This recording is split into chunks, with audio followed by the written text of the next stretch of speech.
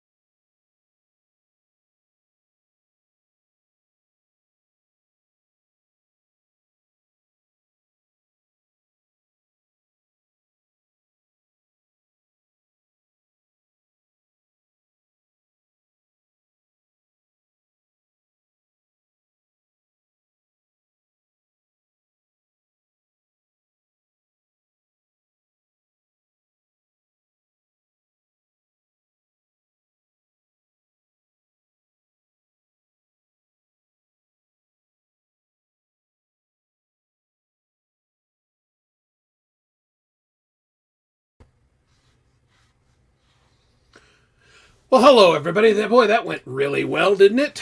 Jesus. I don't know what happened there. Oh, now I do. Yeah, I had it muted, so, because this is a very professional show in every way. Hello, everybody, and how are we doing tonight? Good to see everybody, and I thought I was going to start off with a little music there, but I hit the mute button, so it wasn't any good, and then I couldn't find the screen, so, when you're flying solo, what can I tell you? But it's great to see everybody. I'm going to say hi to some people in the chat, go to the top and see Mr. Tom Carahoo. We just came from his premiere. What a cool song. I dug that, and of course, because we exchange ideas in Songwriters Anonymous, I have to apologize to him. I'm like, the timing seems off, but clearly my earballs needed calibration because it was not off in any way. That song was awesome. So well done. Tom Purcell is here. Good to see Tom, and a big thank you to Tom, and you know why. Appreciate you. Lord Spike Protein, always good to see you. Clayton Von Kluge has come in from the woods of Tennessee after wrestling a bear and winding some wire and working on some electronic music, I imagine. It's good to see him. Let's see. Conspiracy, always good to see you, Clay, my friend. And his buddy, my buddy, your buddy, Chad Freeman. Good to see you. Welcome. Michael Songs, hello. Good to see you. I don't know if you guys caught Michael's interview on Joe Norman's channel earlier tonight. I caught just a little piece of it. I was lurking.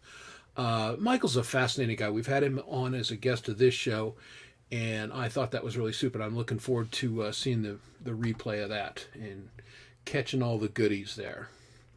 But hey, it's my buddy Coldacre. Nice job. Hey, good job on the organ on what's his face? Ron Ward, that guy. Ron Ward put out a new song the other day, and Coldacre played the organ on it. It was really cool.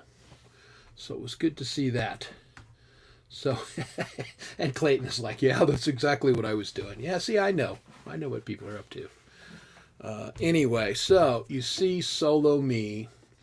Let me give you a quick update on our friend Dom.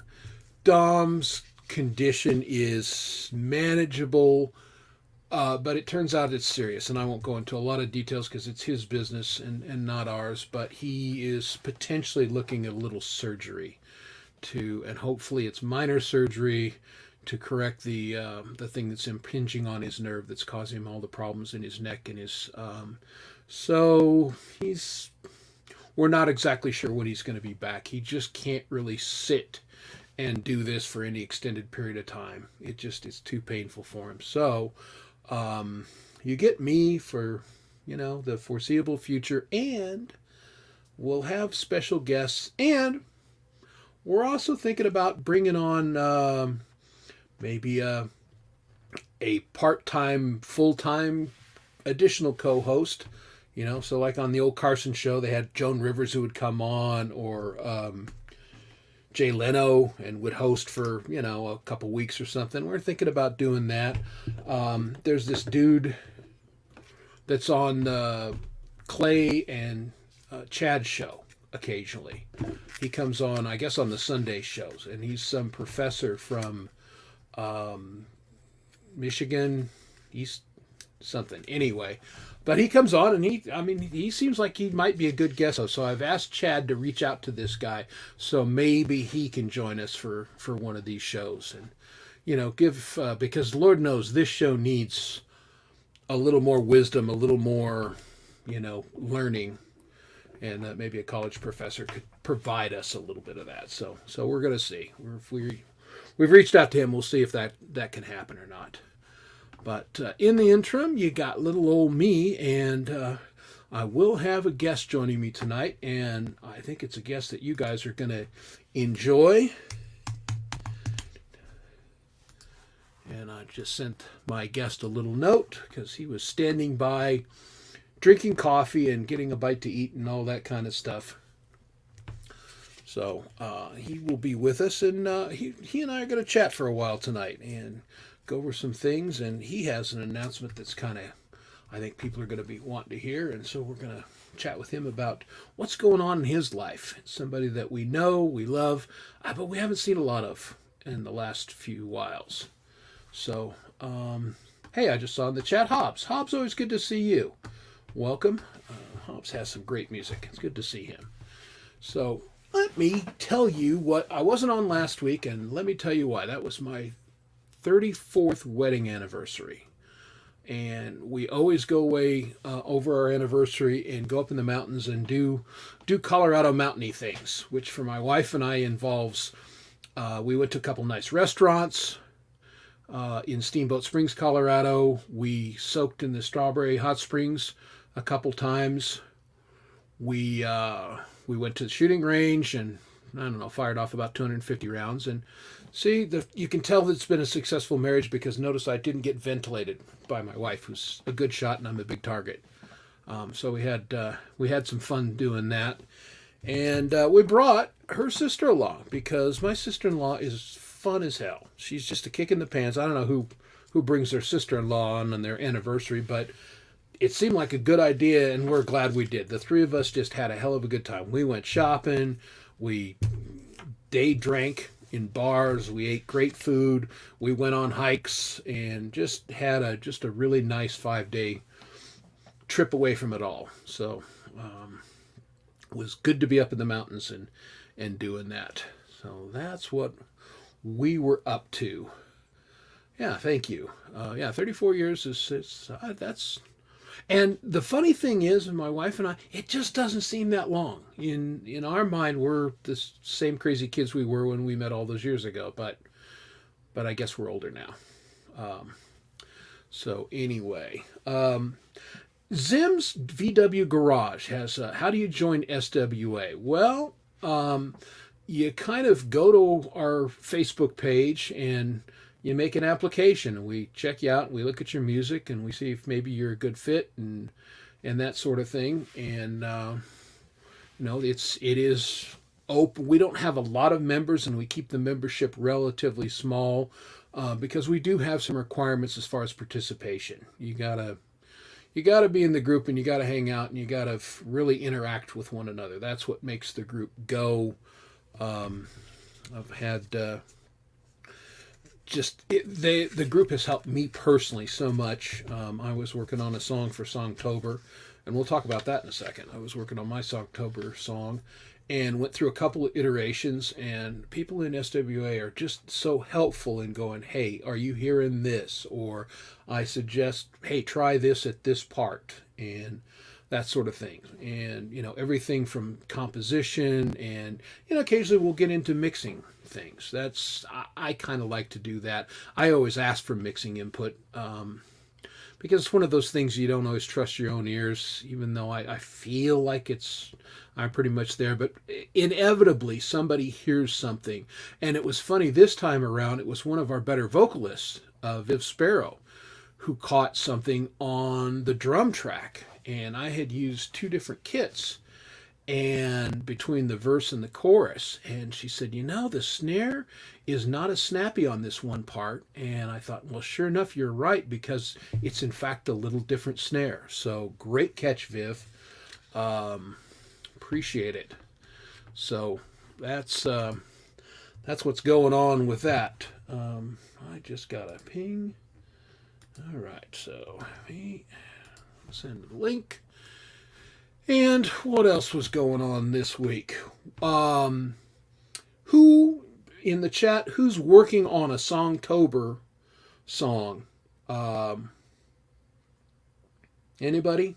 I mean, I just basically I've got to get. I did my song, and I asked my good friend Hugh Caldwell to help me a little bit with some of the guitar work, which he did, and I'm just waiting on him to send me a little video, and I can put that on.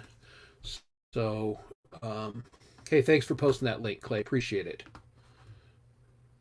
Okay, struggling with melodies. Well, see, Zim, yeah, come hang out and apply a little bit, and because that's one thing that we love to do. So, hey, Coldacre, throw the link in, would you, buddy? And we'll play a little music tonight for Songtober stuff. We just were at Papa Tom's, many of us, his premiere, and I've got that queued up. We can play that a little later because I had a super good song. Was really happy with it.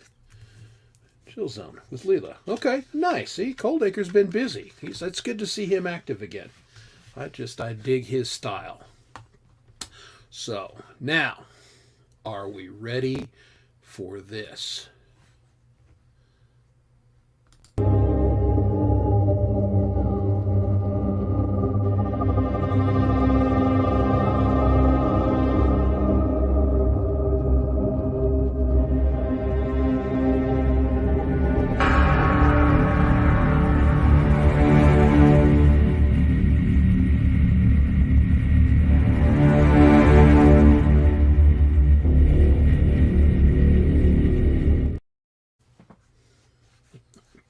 Are we ready for our special guest? Let's bring him on. There he is, rockin' Ronnie Ward, right from Ho Chi Minh City. How are you, Ron? What's happening, Chris? What's Hey. happening, everybody? Ha-ha. Thanks for having me, man. Good to be here. It's great to have you. And I know that everybody has been wondering, what's Ron up to? So you've been working on a lot of Strange Machines stuff, which is, your band, your basically your internet band. Why don't you take a couple minutes and tell everybody what you've been up to for the last, 5-6 months? Okay, well, I took the summer off from streaming and didn't really have the intention of stopping that, hobby that I have of streaming, but I wanted to focus on the music. Right. So I actually shut down the Homegrown Indie channel for a while just because I wanted to really put the music first for a while. And wrote a bunch of songs, released a bunch of tracks. I studied music theory for a little while with a tutor that I hired. And, grew my beard out real big. And yes, that was impressive for a while there. I was like, that was Yeah. seriously Santa Clausy. I mean, when I was just like, you're gonna need some white lightning. Boom! I had a big old beard going on. So I did some great collaborative work with Coldacre, and I did some work with Lou Reality. I did, a whole album basically with Coldacre, and Leela did some videos for some of the, helped us with videos for some of those songs. The album was the Strange Machine album, Dance Tracks for Maniacs, so it's out. So that I did that, and I just did a whole bunch of music stuff. I practiced guitar every day, unless we were away from Ho Chi Minh City, which I took a trip to Bangkok with my wife, which was a lot of fun, and we went around. We went to the beach at Vung Tau down here in the south part of Vietnam. And, it was a very regenerative summer for me. And so I'm still, producing music. I released a video and a kind of a live demo over on my Strange Machine channel yesterday. The song is The Roasted Frog. You guys have probably heard it here and there, but I made an AI video for it. Yeah. So it's fucking cool, man. I have to say. Well, I love. what a go great ahead, bro. segue, because I got that bad boy queued up. And if you guys coolness. haven't seen this and heard this song, you're missing out. So what we're going to do is we are going to check out Ron Ward's brand new release, Roasted Frog.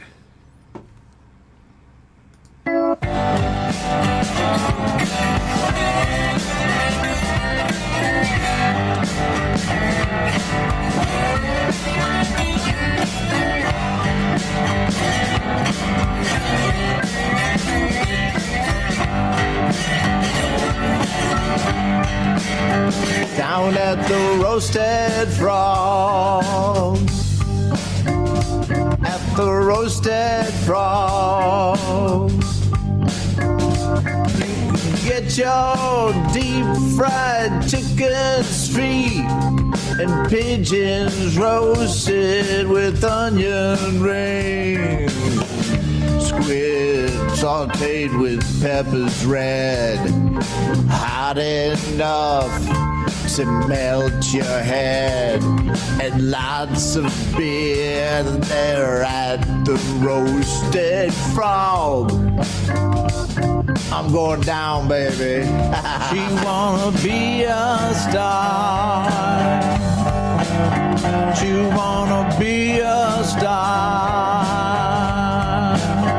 She wants to get a million TikTok views, a line of clothing with Gucci boots, a chauffeur and security to keep you off her property. Till then she works here at the Roasted Frog.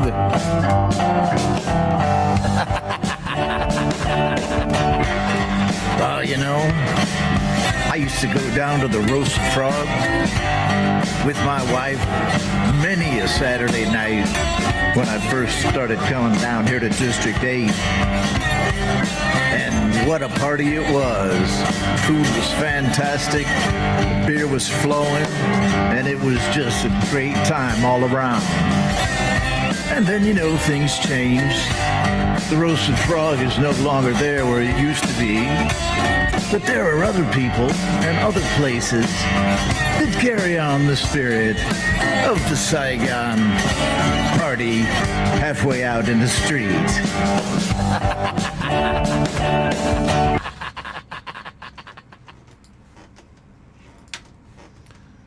Right on. Very cool. I love that, Ron. That's a Thanks. great song, man. Thanks, man. I appreciate it. Ah. I made that.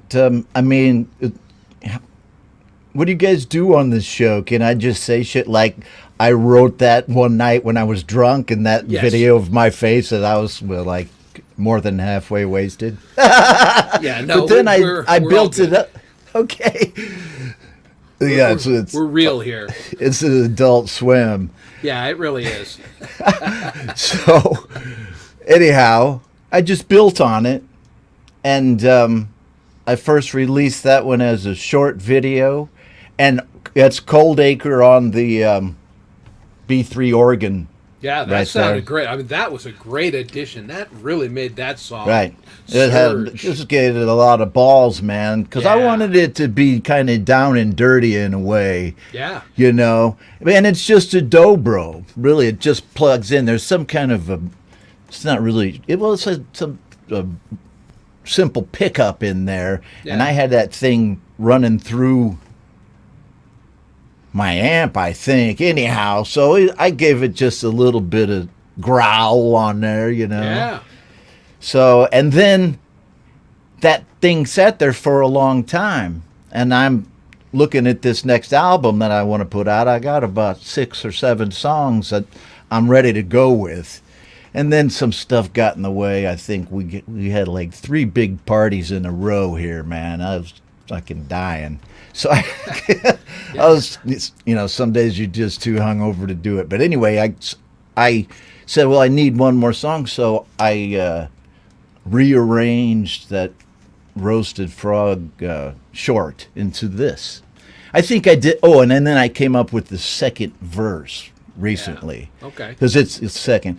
Because, I wanted to add a little bit of spice to it. Like the girl, she's working at the Roasted Frog, but she wants to be a star. Yeah. She's dreaming of it. That's cool, man. But anyhow, so, what's up, bro? This is the first time I've been on your show. This is great. Yeah, no, it's great having you. And I'll say hi to a couple new people that have joined us while we were playing the song. Say hi to the Mix Club. There's Rhett. I love checking in on Rhett's live mixing whenever I can because it's just fun. He's an old road warrior and he knows his business, so you always learn something cool from him. Ed B. Metal, good to see Ed. Ed, what's still going on? Yeah, Tom Purcell's still with us. Good to see him. And Charlie Gabaldon has joined us, who live streams every... Charlie Gabaldon. What's up, Charles? Yes. And the Doc Danger Elves. So it's good to see Doc Danger's Elves. Right. Always good to see the elves, but don't start putting them out to too much before Christmas, please. No.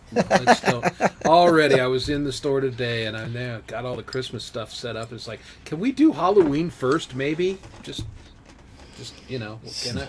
It's not as financially feasible. I guess not. That's one thing I don't have to worry about over here. I mean, we put a Christmas tree up in my house every year. Probably the only one within a kilometer. Yeah. But not before, when do I put it up? Probably about the 15th, maybe. There you go. But now that the kids are bigger, that last year we just put it up, man, a little bit, Yeah. So, but I don't leave it up until, like my mom, she leaves it up until the next Thanksgiving, Yeah. Bless her heart.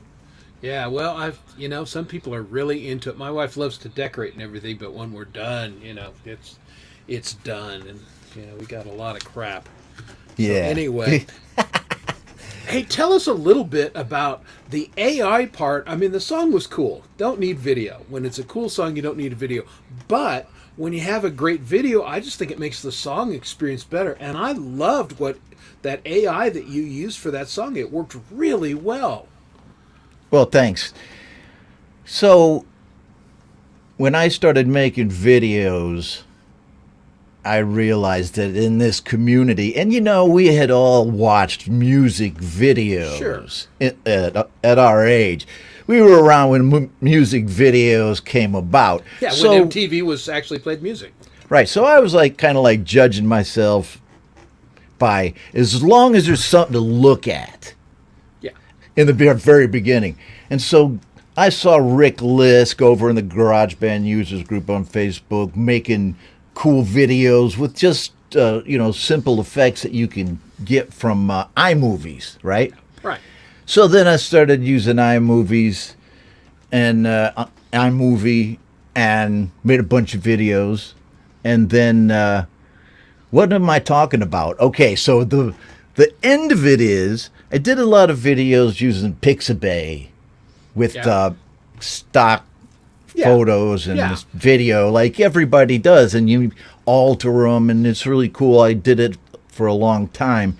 Did a lot of it with Saigon Slick and the Bus and Bart. If anybody's ever gone over to that channel and watched those old videos I made, right, they were cool, and it was like the deal back in the day. So then I got kind of burnt out on making videos because it was just this and that, and I got disenchanted with having a green screen behind me all the time, which I may go back to it, but now I'm enjoying just having me. Yeah. And so then Midjourney comes out, and I'm like, okay, I didn't get it, right? I didn't buy it. Right. But I saw what it was, but I waited and waited. And then when I saw somebody had a video about Kyber, which is an AI video maker, not just that makes stills. Yeah. I don't know if maybe Midjourney makes the video now, but so you just instead of like getting short clips from Pixabay that you go, oh, this one has to be a young blonde girl in a waitress costume. You just say it, and then you use keywords, in subsequent prompts to make sure it's like still the same girl in the next thing. So you make a few little videos like that, and then just like you did with Pixabay, you just put them together. I'm using Final Cut Pro now instead of iMovie, but right. And so a lot of those, all of those are made with Kyber, and Kyber will make stills for you as well. So I threw some stills in there, and it's all just out of my brain. And then that very first and the end part of it is actually me playing the dobro with the AI filter on there. No, very cool.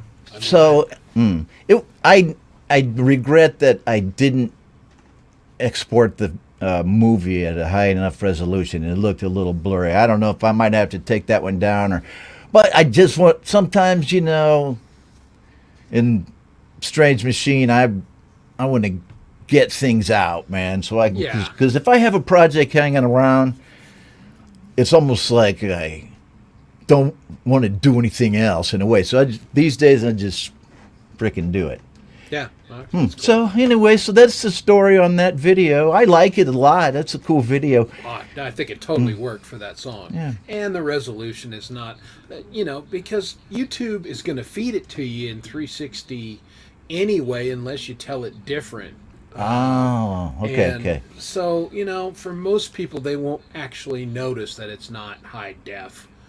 And again, for the video part, it doesn't matter. That kind of graininess actually was a cool effect. I did. Not a lot of people. I also am realistic about the fact that even with our music, with the music I make for consumption within this community, basically, and I wanted to sound good on somebody's iPhone. So I mean, if the video looks, it's small size on the iPhone screen, it's probably good enough, because what percentage of the people are actually watching on an iPhone? I don't know. More than we would like. That's the reality, because we catch it on the go. I think, can you see that on those stats? I don't know. I never look at those very much, but yeah, I think you can dig in and kind of get a sense of device to a. Can you see which it gives you all kinds of weird categories in there? Yeah, demographics. How many who has and age big group and, big eyebrows group and who's shit like that. Exactly. All the important stuff we gotta know. Some dude who just got fired from his job. Yeah, indeed. All that. It's like he's lonely, and this song is going to prevent him from doing something stupid. So yay you. Who knows? What are we talking about? I forgot, actually. Don't matter.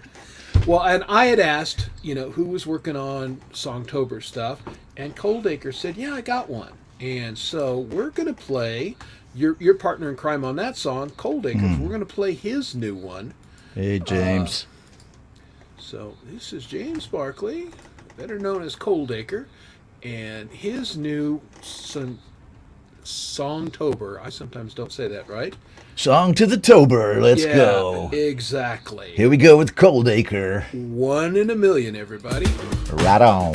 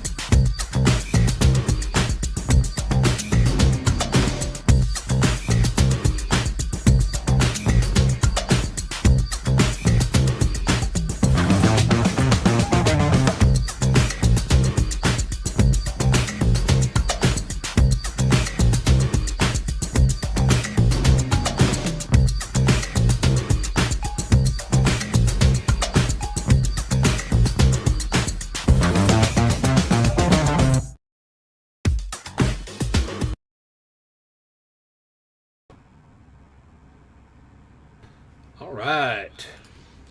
That was our friend Coldacre. And man, that was a cool bass line. And here's what's cool about that. I mean, most of you know Coldacre is a kick-ass guitar player. He Right. just really is.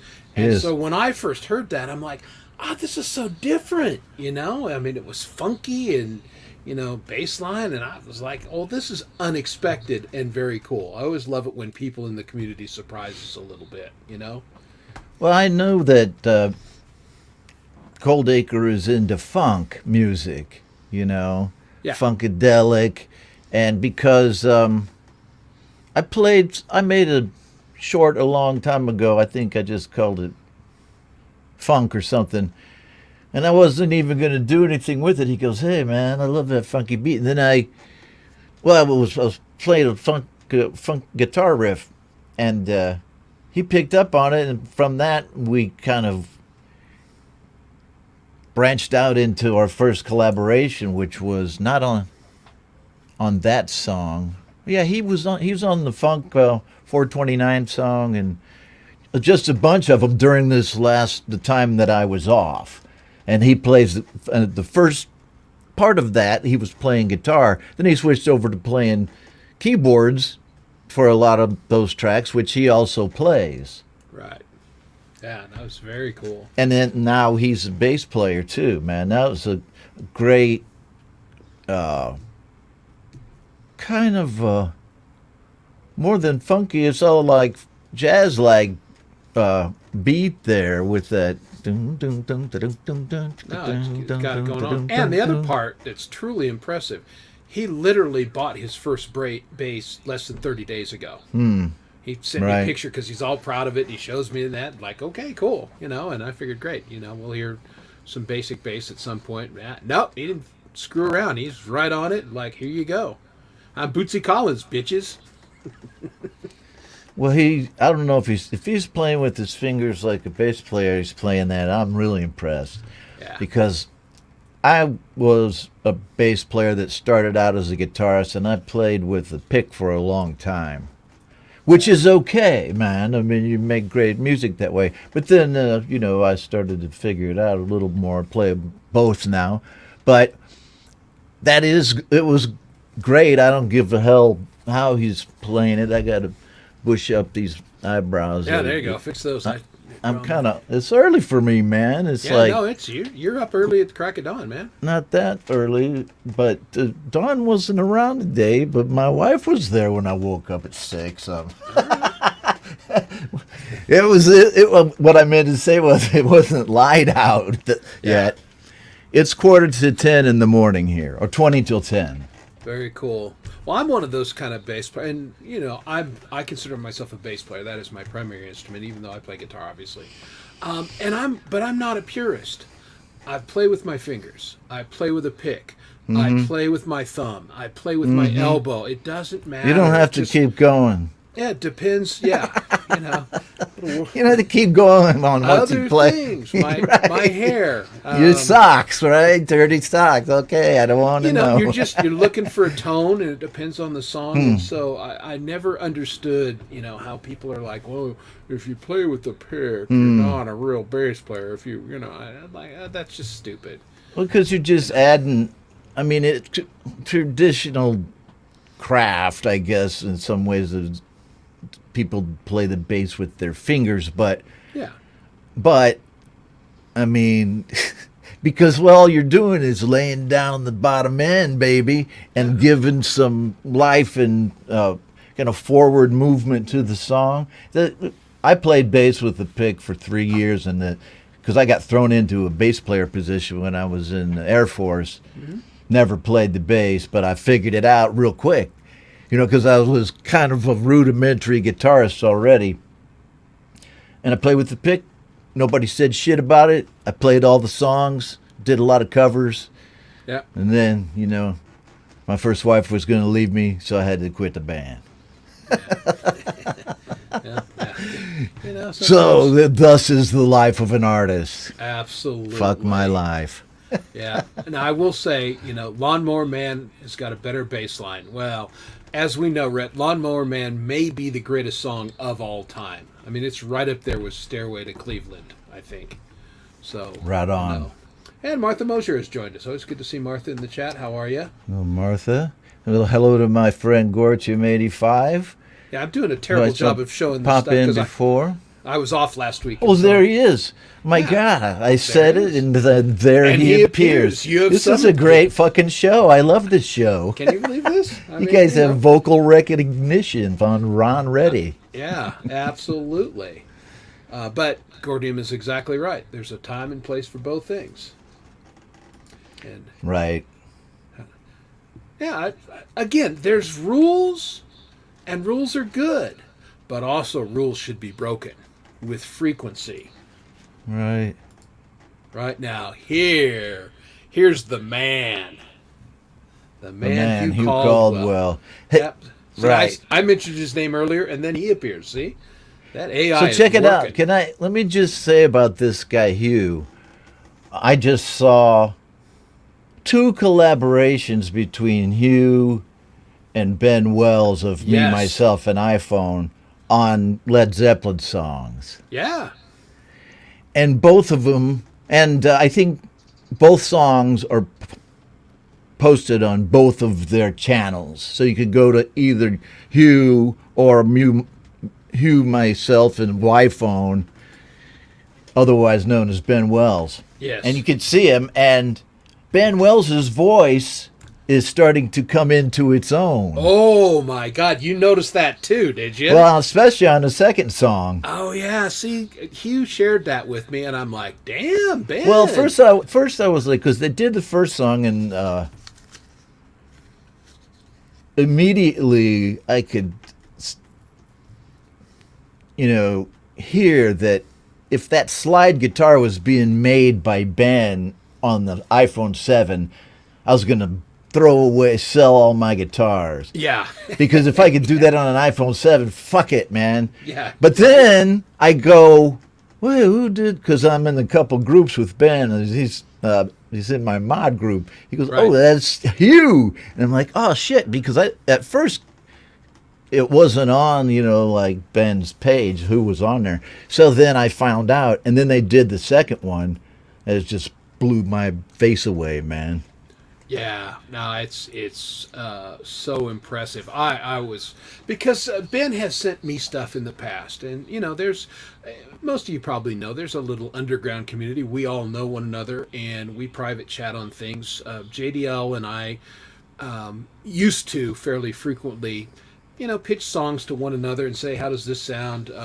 Ben had done that with me on a couple things and to get my opinion on it. So it's kind of the songwriter's anonymous idea without the formalized group. And, he was getting more and more ambitious. And I said, Ben, I love the fact that you're going for it. Keep working it. Well, but then I didn't hear from him for a while. And then I heard his collaboration with Hugh there. It's like, damn, yes, sir. Because Plant, basically, your pair's got to be clanking to take on Plant. Right, and he didn't it's not like he's doing a lot of falsetto or anything. It's really his voice. And when Yes. I first started hearing him sing, and of course, like all of us, he was, beginning a journey Sure. in recording, right? Yes. So, and he's just singing on his phone, man. Well, right. Very little effects and just, like you say, singing into a phone. So You sing the phone, and then you can put GarageBand effects on it. But this dude has learned how to sing into that phone to where it's picking it up good enough to, and then you have to have the performance. And so he worked on that, and then. And can I draw the parallel? It's just like when you just came back and you started singing again, Right. and your voice finally hit it. Remember that? oh yeah, because It wasn't like your voice wasn't good before, but then you just hit your stride one time. exactly. You work, and then all of a sudden things start flowing. And you get that muscle. You get the muscle memory back. And Exactly. then, the dog see my dog barked when I did that. Yeah. See, the dog is all about it. He's like, hey, man. Check him out. Oh, there he is. He's right there. Yeah. Yeah. Here, boy. Oh yeah, he's oh man, he's smarter than his own good. Yeah, He's that's a fucking often smart the case. dog, but he's too smart to serve his own self. Yeah, well, that's To often make how that me works. his servant, you know. Right. I must have been paying karma to, somebody from the last life, But it's okay. He's a good dog, man. I love him. We love It's him in the always good to family. have that. Yeah, I have my cat, but he's locked out of the room because otherwise he'd be right here because Really? he wants to be on the show. Yeah. Oh, so Okay. check out Hugh. Yeah. See, right. see, because Ben does just about as many original songs as he does covers. Because I'm in the groups, like chat groups Yeah. with him, and on his, if you watch his SoundCloud, it's just like Yeah. boom, boom, boom. And let me remind everybody that Ben Wells is a playlist curator for Real Talk Radio, which Right. is a Facebook group, but every weekly, he updates songs on their Real Talk Radio YouTube channel. Right. And so Ben does that. So he's in touch with everybody and on that side of the community. And that's a bunch of great music if you ever want to go.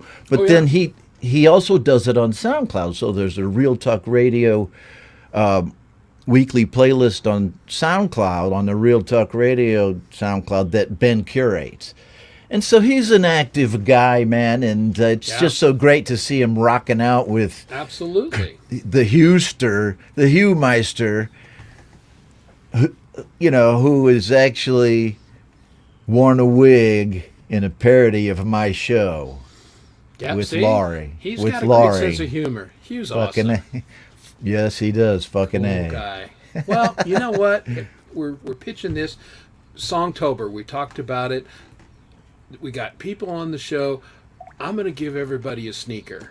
I did this song for the grunge show that Ham, Headphones and Microphones, our friend Chad Freeman did. And so, and Hugh was kind enough to play guitar on this for me, and so I'm going to play this. This is my Bandcamp page, and let's make sure. I think this is going to work, but let's make sure that it's sharing the screen like it's supposed to. Yep. Okay. Good. Well, let's just check this out real quick. This is myself and my good friend Hugh Caldwell.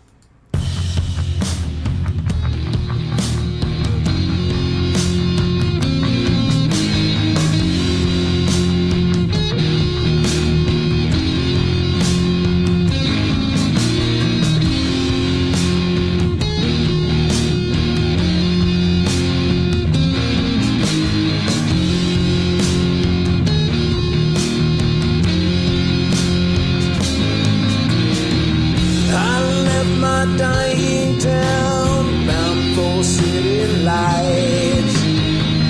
They said I'd die here, but not without a fight. Nothing in my pockets, and my guitar in the case. I long to be someone, and I think this is the place. I think that I'll find happiness. I think I'll feel the sun. I think I'll grab the big my crate when it's said and done. I was looking for redemption, but as I drove away, gotta leave the run.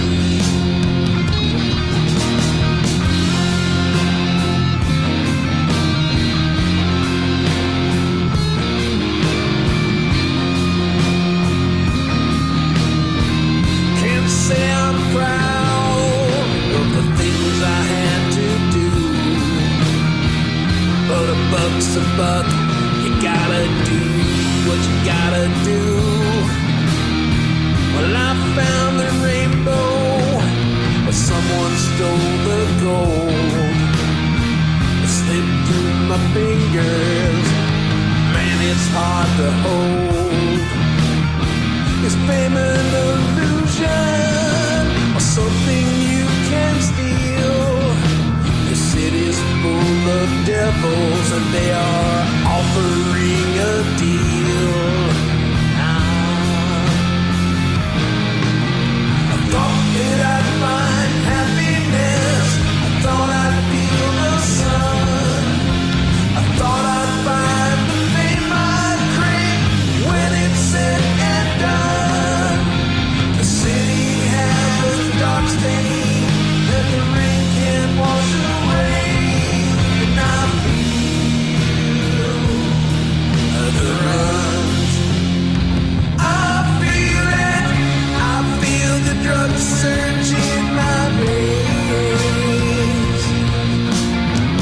Feel it wash away the pain.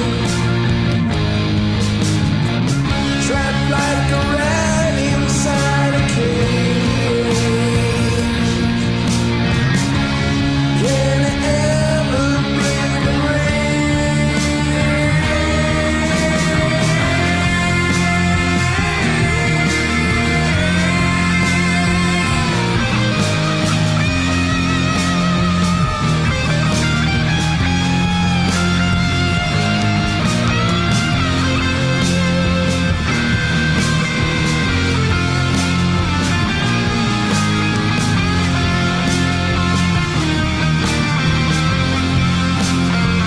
I thought that I'd find happiness. I thought I'd feel the sun. I thought I'd grab the fame I'd crave when it's said and done. I thought I'd be the hero when I left the stage. And I feel the grudge. I feel the grudge. I feel the grudge.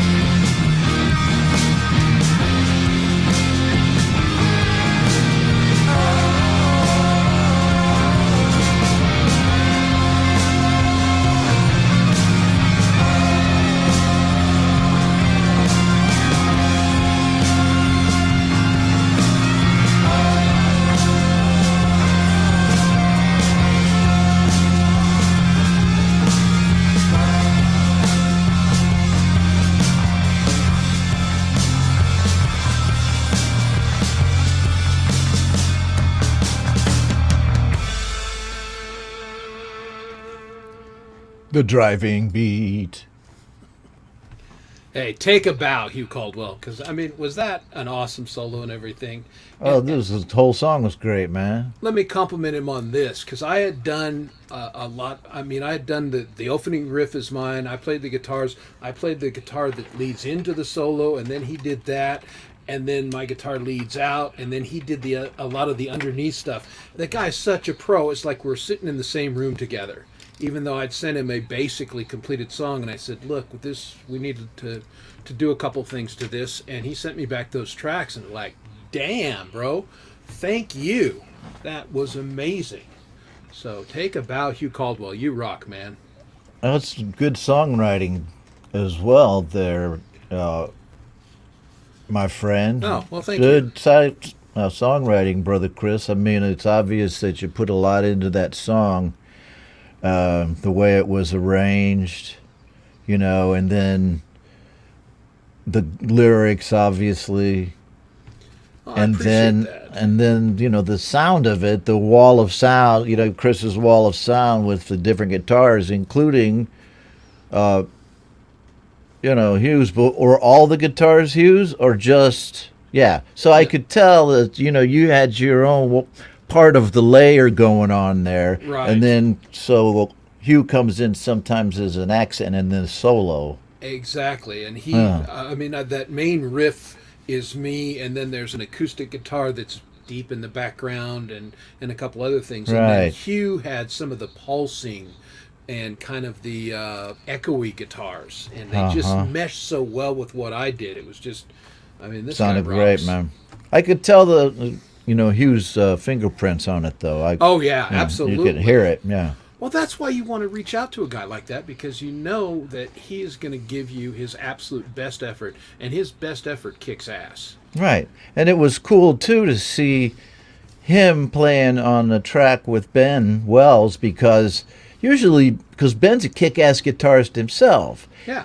You know, he hasn't played a wooden guitar in a long time, but he really is. But to just go, okay, well, hand it over to Hugh and I'll sing. Wow, what did I mean? Just a courageous thing to do, number one, and resulting in an excellent sounding track. Yeah. You know, so because Ben's guitars are great, but also Ben's voice goes great with Hugh's guitars. Absolutely. Well, I think that's one of the great things about working with Hugh is he will tailor the sound to really complement the voice or the song. Or I mean, I've done any number of things with Hugh now. A couple originals. I've done a couple of covers. And he always makes the guitar fit and changes his tone, changes his style. He really serves the song, which is, that's a pro's pro. Yep. And then when not collaborating, there's a constant, steady stream of covers coming out that he does, or an original as well sometimes. And, so he just does it, man. I mean, like a lot of us, he feels compelled to make music. You okay, brother? You get it? Well, I noticed you got a whole bar behind you. Yeah, I'm drinking problem because I'm drinking water rather than whiskey. I know that, but I mean, you are famous for the song "I Drink Whiskey." I love that song, man. Yeah, it's a fun song. And then, because look behind you, it's like, ha. And here we see Chris Lane in his natural environment. Exactly. Bar. Oh, well, it's all good fun, man. Did you guys see my new T-shirt I got in Bangkok? This is my... No, check it out. Oh, dude. Check that out. Yeah, check it out. Seriously, Ross. That's nice. Yeah, we went to Bangkok for a long weekend. Had some business to do, but then we just hung out in the Ville for a couple of nights. It was fantastic. We needed to get out of Vietnam for a while. Yeah. And so we bought some T-shirts, Yeah, I mean, it's always, I got a couple new ones when I went up to Steamboat, because not that I need new T-shirts, but if you go someplace, you should pick up a T-shirt. It's a nice souvenir that you wear. Get right on. If you get one that fits you. Plus, you can wear it on a show, man. I mean, I need some new gear if I'm going to start streaming again here. I might wear some of the old stuff, but I need a couple new T-shirts. Might need some new sunglasses. Might need a hair transplant. A lot of things. Well, so there it was.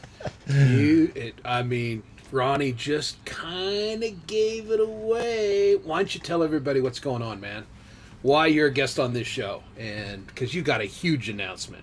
Oh, well, I think it's already been announced, but I'm glad to be here to announce that I'm going to start streaming again at a time slot to be determined, but I'm coordinating closely with Chris and Dom and Jade Star and, others to get back on around the same time that I used to go on, but still we're working on kind of a collaborative, coordinated effort. But pretty soon here, and I'd like to, hear your ideas about what you'd like to see on the new Homegrown Indie live show. I'll have a lot of the same stuff, like banter that leads to nowhere, frequent pauses in the video feed, and all those things that I always do. But I might have some new stuff on the show as well that we know and love. Yeah. Right. So just watch for it, and I'll keep you updated. If you're already subscribed to my channel, then you'll see something on my community tab now and then, a little announcement, right? So hopefully it pops up and people see it. And if not, I'll just come up at that time and just turn the reverb up. I'll just have like total freaking reverb going on, and it'll be like, "Hey guys, this is a home. Does anybody hear that? What the?" That'll be none of that's going to change. But I might have a new T-shirt or two. Yeah. Oh, very cool. And hey, it won't be every week. I don't think. Yeah. Yeah. Yeah, so it'll be a little more special. So everybody, make sure you subscribe. Remind everybody, because if you were previously subscribed to Indie Live, those subs got YouTube trashed them or did something. They came back. Oh, did they? Fucking A. Fantastic. All my subs came back about 2 days later. Yeah. Oh, that's great. Yeah, so I don't know if everybody knew it. So I took did I say on this channel earlier? I took the channel, HGI channel down for a while. Can't remember who I said what, lately. It's just like all one huge stream of life. Yeah. Anyhow, so I'm going to be back again. And thanks to Chris and Dom for kind of like giving me, well, I wouldn't say they gave me a boot in the ass, but it was some kind of encouragement, and because they could see the spark there. Yeah, I don't know. Exactly. The little bit, that's what we do. A little bit of tough love and everything. We could see Ronnie was getting the itch again, and, had kind of done what he wanted to do musically. And I had some cream for that, but it was still itching. Yeah, no, I know. There is cream. So. Well, I appreciate it, man. And so, and I like coming on your guys' show. This is the first time I've done it. I hope I'm not, messing with your format. I don't know what you guys usually do on this show. Hello, Chad. Listen, get a load of this guy. He thinks we have a format. Well, I don't know, man. Our long-time listeners, viewers, know that Dom and I have no effing idea what we're doing. We get on here, and literally we have just talked about jobs and old cars and shit for 4 hours. This is really, it's basically a talk show. We've probably played as much music tonight as, and we'll probably play a little bit more, but we don't usually even play a lot of music. Now, we do occasionally open it up and do an open mic thing, and that's fun to do. But right, Tom, good night. Good night, Tom. I'm probably going to play Tom's song later, but I would say hi to Chad Freeman, who has the ham shows and is a really great guy over there on his Facebook channel. And he played one of my songs on his show. I think it was the vampire one I wrote. I did a bunch of hip hop music this summer too, a few songs like in a row, and I did one with no words. It was just an instrumental, but with the vampire video. It was one of the first AI videos I made. Chad picked up on it. He's like, "Oh, this is cool." So I appreciate that, because I'm just like everybody out here. I like to stream. It gets in your blood. It does. But I also, am just here to churn out a song or a video for a few dozen people to watch. That's it, man. I mean, as I appreciate guys like Chad getting guys music like me out to people like these. Well, it's was that full clear? Circle, because Ron Ward is the first guy that ever played one of my songs. Damn straight. You played the first song video I ever did. It wasn't even SoundCloud. You played that, and then I finally made a video, and you played the first video I ever did. Well, I wanted to, because I started that show in the GarageBand users group in Facebook. Right. And so I was always tried to be attuned to people who were making real music. You know what I mean? Yeah. It was music coming out of people's bedrooms, and I didn't give a fuck. Like, first it was guys like Mike Holmes and these guys. They're like, I'm on my iPad, and they would make these wonderful lullabies on the guitar and stuff.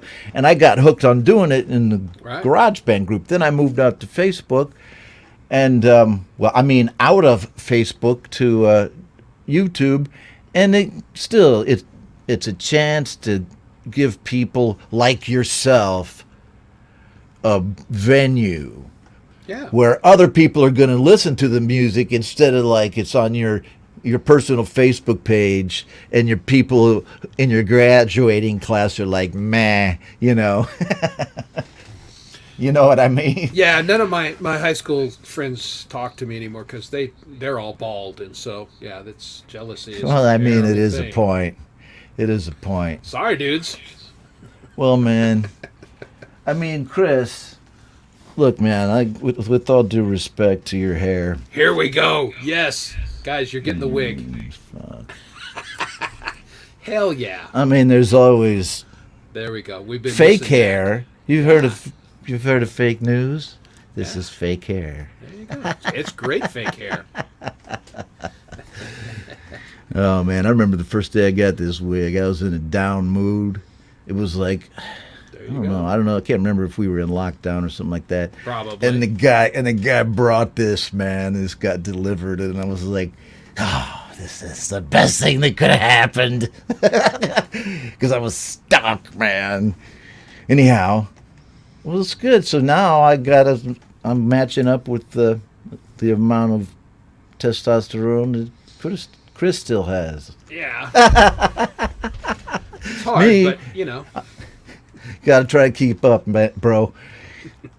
My hair, I mean, used to have a lot of hair on the top of my head. Now I got hair every other place on my head where it ain't supposed to go. Nose, ears. Yeah. I found a fucking hair growing out of the tip of my fucking nose the other day. I was Right? like, you're What is kidding that? me, man. Where the hell did that come from? And so I'm like up there with, I was going, what are you doing with my tweezers? I'm like, Gotta got a go. fucking hair in my nose. Oh, well. Yeah, getting older. Yeah, men can grow I hair mean- in some amazing places. Well, you know, some guys just let it go, man. Yeah, there's just yeah, got the one big angry eyebrow. One angry eyebrow. Here, I knew a guy who was my supervisor in the Air Force for a long time. He never would trim his nose hairs, and those nose hairs look like two little fucking cones, two Yeah. little black cones sticking out of his nose down here. Yeah, And we you were see like, those guys just like a Hitler mustache that's separated. it was like I mean, what are we Gary. doing? Well, I mean, we were all clean shaven, you know, because we were in the Air Force. But this dude had his like hair coming out of his nose, and it was like so obvious. And it's like, well, because we give him shit about it. Well, you know, if you'd see how I am when I have my allergies, I cut these out, you know, blah blah blah. It's like, oh man, that's weird. Why don't you just get some spray? So no, he was a good dude in the end, man. He taught me a lot of stuff when I was in the Air Force, but he had some awesome, you know, I learned a lot of facial hair points from that guy, but I shifted it from my nose up to my, you know, eyebrows, which I'm happy to say still have color in them Yes. for now. Yeah. Well, that's the good thing about always being blonde, that I still, from a distance, kind of look blonde. There you go, In man. the sunlight, not so much, but you know, indoors it still looks blondish. Huh. Hey, so Chris, dude, Yes. I have to go eat breakfast now, and to help make breakfast. I got you, bro. So can I gracefully expert? Get the hell out of here. Can I get out of Dodge? You can get out of Dodge, and you know what? While you do that, I'm just going to go on Strange Machine. I'm going to play another one of your songs. 'Cause Oh, baby. that's what I do. That is a Tease you with a good cool, time, right? coolness abounds here on SWA channel. Okay, All right. well, I will pop out during the song then. Very cool. Ron, thanks so much for joining us tonight. And thank you Spent- for telling everybody that you're going to be back, maybe Thursday nights even. So everybody pay attention to Ron's channel. Sub him up if you're not subbed, and look for the announcements. And let's all go hang out with our good friend Rockin' Ronnie Ward. All right, thanks, Chris. Thanks, everybody who was here tonight. And until I see you next, real people, real music. All right. Peace out. Ron Ward, everybody. Let's go find a Ron Ward song. What do you say? Let's get over and let's get right here. And which one? Well, he had talked about this one. This is kind of his track with Leela. Let's play this one because it's a pretty cool one. It won't work! Earth control! Earth control! Can you read me? Can you read me? Read me! Earth control! Earth control!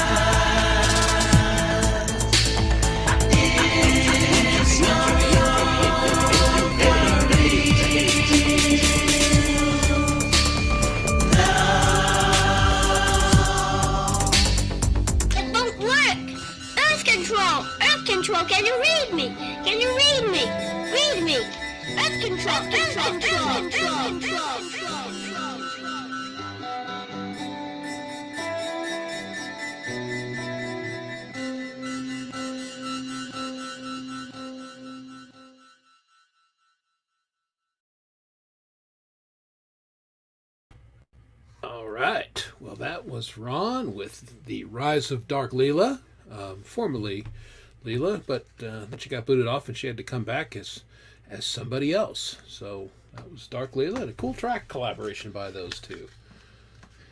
Anyway, okay. Well, here you want to talk about a kick-ass special guest. Right here.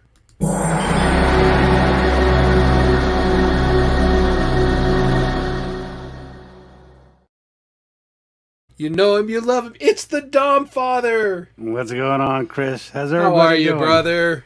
I'm hanging in there, my friend. Oh, it is so good to see you. You too. You too. Man. How's everybody doing? So what's been going on? Well, we are just, we're living the Clayton. dream. Hey, Wade. Yep. Preston, Hey, Wayne. Good to see everybody. Yeah, we've What's got going on, a Clay? nice group of people tonight. Hanging out. Ronnie Ward was great. Yeah, I love Ron. Yeah. How you Glad feeling that he's right? coming back. You know, I don't want to get into it, but Yeah. I feel all right.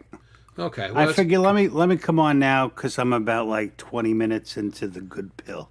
Yeah, So- okay, that's a good thing. Well, I was hoping you'd pop on and just let everyone know that I didn't have you tied up in a closet, and I'm not trying to take over the show. You know, that does not happen. No. Yeah, but I without going into great detail, I just let people know that you're having some issues, and Yeah, it's hopefully- definitely more than I thought. yeah, as it always is. Yeah, so basically, just so everyone knows, all those complaints I was having about my shoulder and stuff, it's real. yeah, So yeah, it turns out that the whole time I was trying to amass my hours, live streaming, I was dying. Every show is getting harder and harder to play and do. I kept dropping my pick, and when we were getting close to G-May's show, that's why I was like, let me just take a break so I can save myself and be able to play that show, and then I'll see what's going on. And I came real close. I wound up, I couldn't take it anymore. I went to urgent care, and they made an appointment with me to see an orthopedic. Orthopedic took a x-ray, and they said, you definitely, you have two of your vertebrae are compressed in your spine. I think they said 4 and 5. It's causing a pinched nerve. It's coming across my back, going down my arm. They said generally physical therapy takes care of it. So I started physical therapy, and it went good for about a week. And then after the 4th visit, I think that morning I woke up at like 4 o'clock in the morning in the worst pain of my life. Like I was howling in bed. My wife and my kids were up, like they didn't know what was going on. I couldn't move. My whole body was just shaking. Like every muscle, every tendon was just like rubber bands. I had to go to the emergency room and stop physical therapy. Then the whole problem is the waiting game. I had to wait a week to get an MRI. Try to do an MRI. That MRI was so painful I couldn't lay on my back, so they had to stop it. I had to wait another week to go take a stand-up MRI.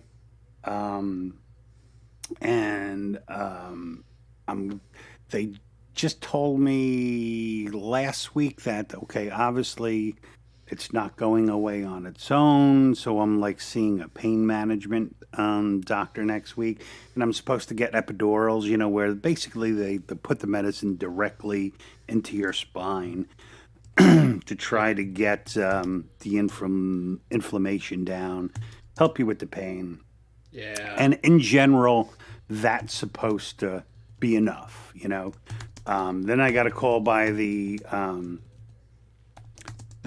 assistant today who said that, they saw the results of the MRI and they say it's a significant herniation. Basically, the disc is pushed way out.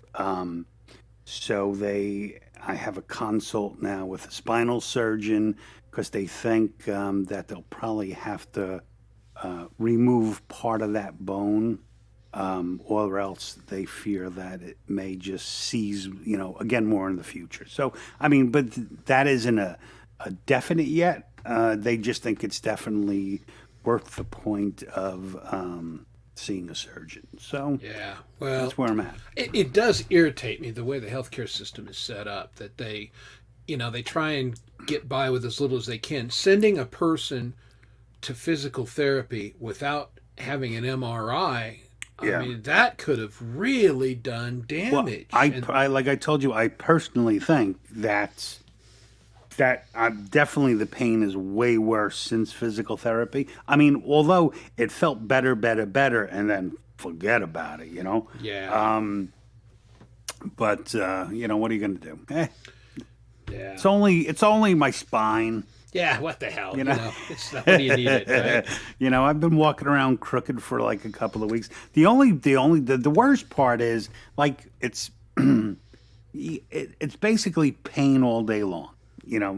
I haven't felt good in like 2 or 3 weeks. I've been hurting. The worst part though, the pain was like it gets progressively worse as the day goes on, and by the time I go to bed, I am just in agony, and I couldn't sleep more than like an hour at a time. I'd wake up, my body's all locked up. I'd have to like stay up and stretch, and literally I got to the point I was afraid to go to sleep. I was like, you think I was staying up late being live streaming? I was just up all night, just not wanting to go to bed. So I finally went back to the doctor and was like, those pills you gave me, they're good in a day, but it's just not helping. It's not helping at night. So she gave me like, like the good stuff, man, because pain or no pain, I'm out, Yeah, which is and good, like because you have to sleep. Yeah, to I've heal. woken up from it in pain, but I'm just too tired, and I go back to sleep and I deal with it in the morning.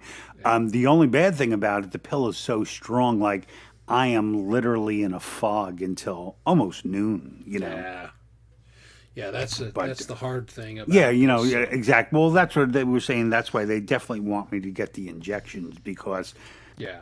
they said generally they say it usually works in like cycles of 3. Like the first round of injections will probably take away around 50% of the pain. And then after that. So, we'll see from there. Yeah. Ooh, looks Look, you we've got a packed house. we've got some people. Let us bring up, you know him, you love him, the lawnmower man himself, Rhett James of the Mix Club. Hey, Rhett. What are you guys doing? What is going on, Rhett? Hey, we're just Well, hanging out. Is this okay volume wise, or am I too Yeah, loud? you're good. Yeah, very Okay. good. Oh, I'm doing good, man. Just listened to Dom's shit story there. Yeah. I guess you're lucky you're getting some treatment, some meds to help you not be in so much damn pain, because I mean, I broke my back, my neck, motorcycle wrecks, just everything. And I had a deal going on here this week, and I needed my pain medicine increased. And this is just, shit over what life does to you. Yeah. Right. And they were like, well, we want to reserve this for end of life. And that's fucking great. That's where we're at, doc. Because if you don't do something, I'm not going to sit up all night and be in, crazy pain. He said, well, I'm going to try this first. And that's fine. Because I said, when I leave here, I'm going straight to the liquor store and get me a fifth of vodka. And I'm going to get good shit. And I said, I'm going to do what my grandparents did, man. My grandparents were coal miners, right? And they were all dead by they were 60 from black lung, but man, they drank like motherfuckers. Yeah. I mean, they just did what they did. So he ended up hooking me up, but it's like, you should not have to fucking beg to, be able to function. And I told him, I said, doc, I'm going to tell you something. I said, I'm not out working right now. I'm taking care of mom. And I said, you realize I do have to lift her in and out of bed. Yeah. And I'm like, that in itself, stresses on shit. So Yeah. I'm glad they're at least taking care of you, dude, because there's, you get the fuckers that are like, oh my God, don't take any pain. Oh no, yeah, fuck off, man. Eventually you get so Yeah. you gotta have relief. Oh, And here, absolutely. yeah. Mhm. and here in the States, we take better care of our animals than we do our people. Yeah. If my dog's got a problem, Doc will go, Mhm. Right. he'll go home and sleep. That's You know, kinda yeah, I'm lucky. Like, we have good insurance.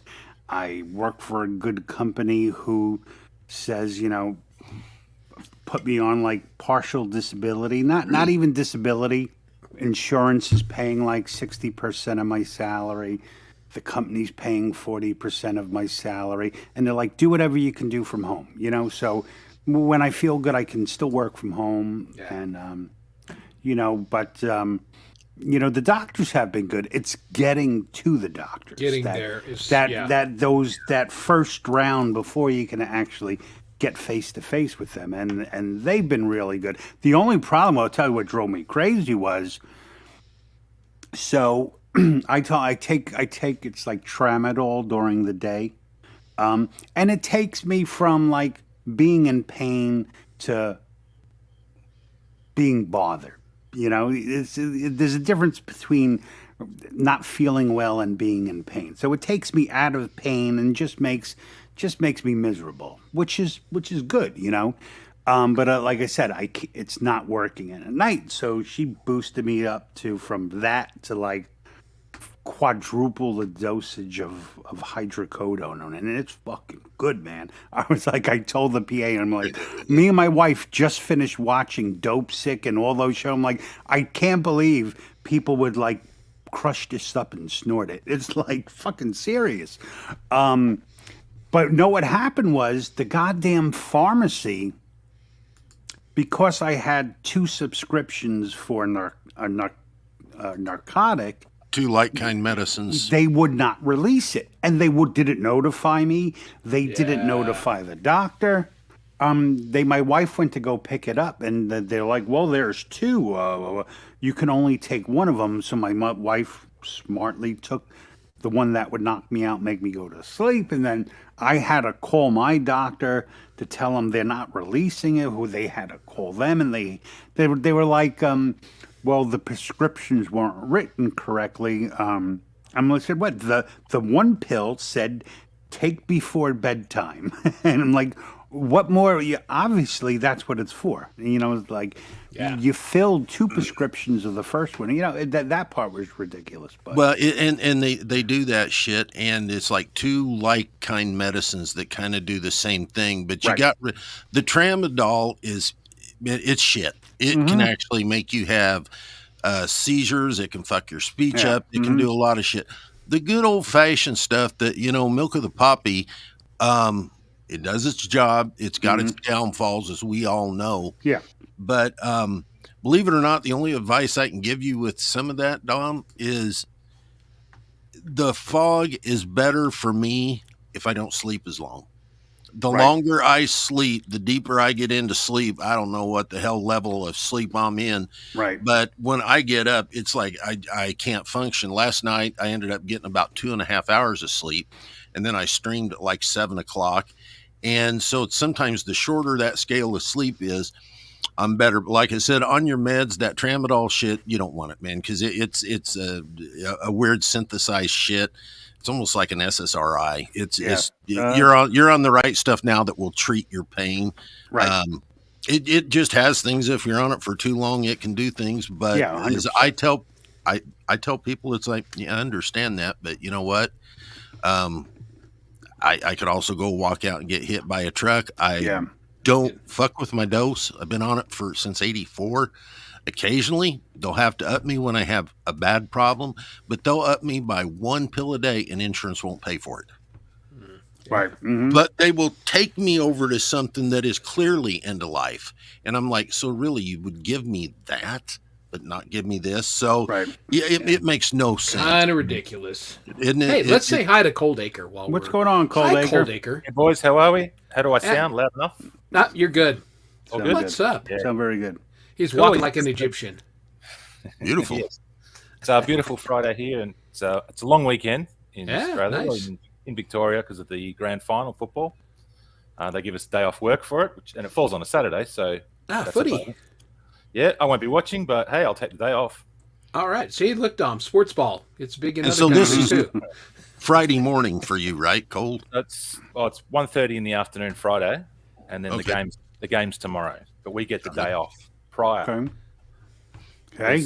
because we do. So What a hey, country. Don't argue. I'm not going to. Yeah. Indeed. Well, we played Well, that's cool. played his song earlier, which was that's thanks cool. for I playing gotta that. tell you, man, that's a cool song. It just is. You Thanks, know? Chris. Hallelujah, the song? Is that the one you were talking about you played? Or Yeah, which one? the one in a What the hell's the million. name of it? Yeah, Oh, one in One a in a million. The new one. Okay. Yeah. Yeah, his fun. that's your latest one, right? But you do have I'm another one sorry. coming out. Yep. A song with Leela. She's already released it. Ah. I'm doing sort of a different version of it. Okay. Which will sort of be more of a collaborative thing. But What Yeah. the hell did you do with that bass tone on that? How'd you cut that? that's That's on your new bass, right? Yeah, just straight into Logic. Bumped up the saturator, just compressed it, just made it. You know, really a good. compressed Sweat. bass with decent pickups. Yeah. A lot of times you don't need anything more than that. No. Did you They use an record amp very sim well. or like a bass amp? None of the Nope. sims, just Straight in audio. that's what I did today on that country track that I was playing bass on.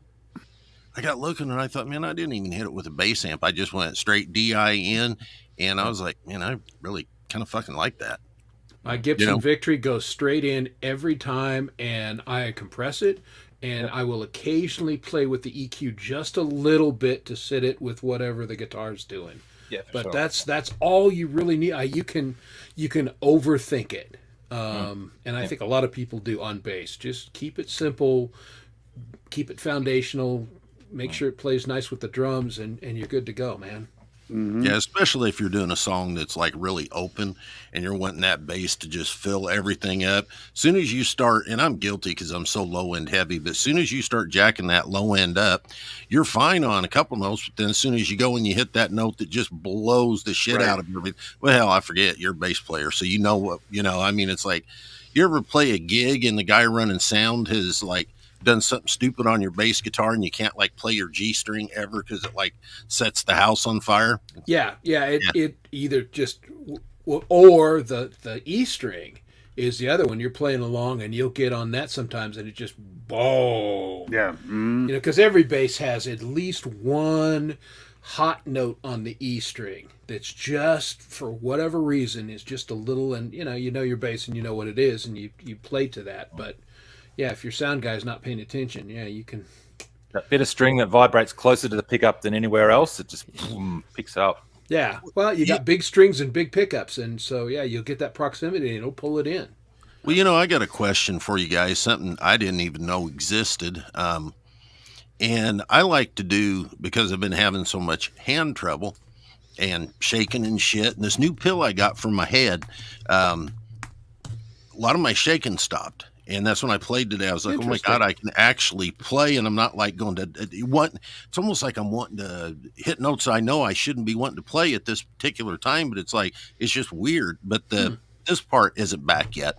The articulation because of like all the connective tissue disorder. But I seen this thing and it's called, is it Evertune on guitars? It's like this deal that your guitar like stays in perfect tune. Have you seen that? I haven't. No. Sounds like a unicorn. Yeah, exactly. Because I mean, the physics just say it's not possible for a guitar to be in perfect tune. It can't be done, which is fine. I mean, you don't want it in perfect tune. It would sound terrible. Pianos are not tuned perfectly because they sound terrible. But some guitars, the G string on some guitars, the B string on some Fenders are notorious for having that B that just doesn't quite want to set in right. When you guys get a chance, it's kind of shoppy talky, but Google, it's called Evertune Bridge. Okay. And I seen a video of this thing and it's really like cool. It showed them like pulling the strings on the guitar massive and going, and they'd play a G chord. Whatever it does is some magic voodoo that is going on within this bridge, and you can actually, I think, get like guitars that this company makes that they've modded, or you can send your guitars in and have it done, but they got to do some cutting. I'm thinking it's probably like an automatic transmission where I've seen like tuners that will automatically tune your guitar for you. So I wonder if it's like connected into it and it's I don't think so. constantly It's adjusting. it's all in the bridge. It's all in the bridge. Hugh knows. Yeah. Hugh says it's. And my thing was like, okay, I like to do these like guitar samples of my guitars and shit because it's easier for me to play. I'm a better guitar player than I am key player, but I can't play the fucking guitar. So I was like, this would be really killer. So when I'm, I sample all my notes on the guitar, and then I'll play it on the keys because it would like be in killer tune and I wouldn't have to go in with Melodyne and try to pull some of that up because when you're doing the sample stuff, you want that stuff pretty spot on or, you get all kinds of wonky shit that goes on. Right. Now you get the overtones. Yeah. And so that's what I was wanting to ask you guys because I just seen a video on it and I was like, man, this looks really, really cool, especially for the application that I want to use it for, No, Right. I'm a dinosaur in that respect, Rhett. The song of mine that I did with Hugh that I played earlier, that is an SM57 or 58 stuck in front of my Vox modeling tube amp. That's it. Again, old school, simple, and the tone was warm and gorgeous. Happy guy. Done. I just did one on my guitar, man, and the fucking cat. It's one I sent to Cold Acre. He's going to play the riffs and fills. And I got to looking, man, and the microphone was like pointing like this down at the ground when I was doing that. You know what? Though? Don't sound that bad. Sound pretty good, right? It's like, well, shit. But yeah, that's pretty funny. Well, sometimes, and again, it's old studio tricks. A lot of times they would put the amp against the wall and the mic and amp, pick up the reflection, not directly off the speaker. And there's all kinds of ways to do that shit. Well, how many shows I was talking to somebody that I have done where the 57 is wrapped around the handle. Drop down. Drop down, and boy, goddamn, today you'd get your ass chewed for doing that. But you know what? When you didn't have a stand, Worked every time, however. Or the clip broke. What do you do? Yep. Yeah, either wrap the cord or just tape it on. so I'm not the only dude that's done that in a pinch. No. Oh, hell no. I mean, we all did that. And again, it's when I actually use the modeling stuff, I will put the mic off axis because I don't want to be on that cone. I want to be on a part of that speaker, not on the edge and not on the cone, and just that sweet spot, just like when I used to drop it down. Mm-hmm. And, I find that that's the best tone without some of the overtones. I mean, how much Your mileage is it? may vary. I just find, and just like when I'm recording, I just constantly tune. Like before every one lick, retune, check tune. Well, and either, and then I'm just like Dinosaur too. Like if something's off, I'll just do it 1,000 times until It ain't. Yeah, because I find I've tried to fix off notes, and for me, it's so damn frustrating. I generally butcher everything, and it's faster just doing it over and over again until I've done it right, or close enough where I really no longer give a shit, which that happens quite often. Well, good enough. My favorite guitar players come in with an amp and a cable, and maybe hitting a box before that, just really simple chain, and that's what I like is really simple chain. I think you just get your tone and everything that way the best. I like volume. I'm lucky here. I can crank. I can't now, but I mean, during the day, the old bitches that live on the corner won't say nothing, but at night they probably wake up. Yeah. And that's always good. Well, that's the thing. I work out of my house, and during the day, me and the cat, my neighbors are used to me running saws and everything. They don't give a shit if I play my amp a little bit. So I'm good. so jealous. So jealous in this tiny apartment. Yeah. I've got a window of about 2 hours when I get home from work, so I can play really quietly, and then I've got to go down from there when it gets dark. It's hard. What do you do? But again, some of the modeling emulations are so friggin' good, but I started using the amp again because on some of the distorted stuff, I was getting there was a harshness to it. It was just a little brittle, and I didn't like it. And On the sim, it was brittle. yeah, on the sim, it was a little brittle, and it wasn't warm enough, and it was. So I started playing with the amp, and I played with, I don't know, 5 or 6 settings, and I hit one, and I went, "Yep, that's it. That's what I was looking for. It's warm, it's distorted, but it doesn't have that brittleness that I was Well, getting I with some of wish- the sims." I wish I would have kept the original track that I did that was cut just through the sim, and then the one when I cut through the tubes. It was just like night and day because I was going after the clanky sound, kind of like I don't know, what'd you think, Coldacre? Kind of like a shitty Stevie Ray. You know what I Well, mean? you know who had a clanky. really shitty sound? I mean, that sounded great in the music. Frank Zappa, man, his guitarist his solo was like knives. Yeah, he was, it was. It was. Yeah, he had a really harsh sound, but it sounded great in the Worked song. for him. Yeah, absolutely. And there's a time and place for everything. But yeah, I was just finding that for the couple songs I was working on, just my usual go-to ones just weren't getting it done for me, and I needed something a little different. So It's like the slew rate of that speaker, when you're in that amp, man, it just comes to fucking attention. And there's, plus you got your room that's adding, I get my cabinets in here that start creaking and kind of start, making the room gets full of pressure, yeah, because I don't know, it won't do no more usually. It's about all it'll do. She can't stand it anymore, Captain. The cats go, they leave. Yeah.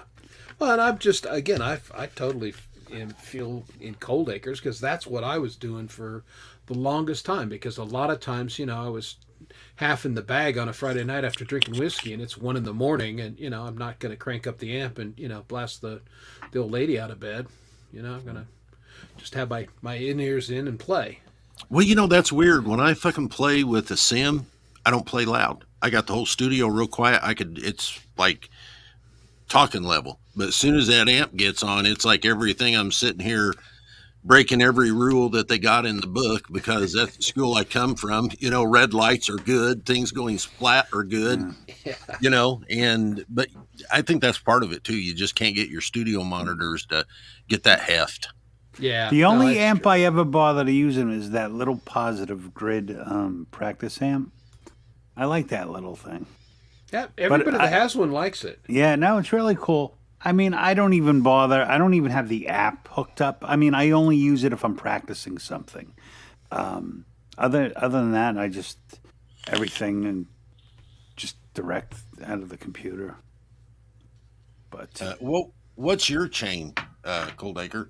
Like when you go to your amp, what do you hit? Like A pedal board with about 12 pedals on it. But they've got isolated power, so they're nice and quiet. And then I just go straight into a Vox AC15 and put a SM57 in front of it, and that's straight into the Steinberg interface, straight into Logic. And that's what you used on the track for Russ. That's what I use on everything.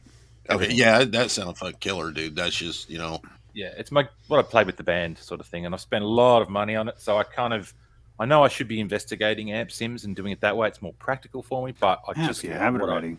I love what I've got going, and it's kind of part of me. Well, that's so the thing. If you don't like have the that. sound, don't screw with it. And, Hugh makes a good point here. The best guitar sounds isolated do sound a little thin, and they should, because all that shit builds up in the mix. I learned a long time ago recording, if you really want a heavy distorted guitar, you can't record it that distorted, because, man, all the stuff builds up in the track, and all of a sudden you just got mud, and it just it doesn't work. You got to go less distorted than you think you should.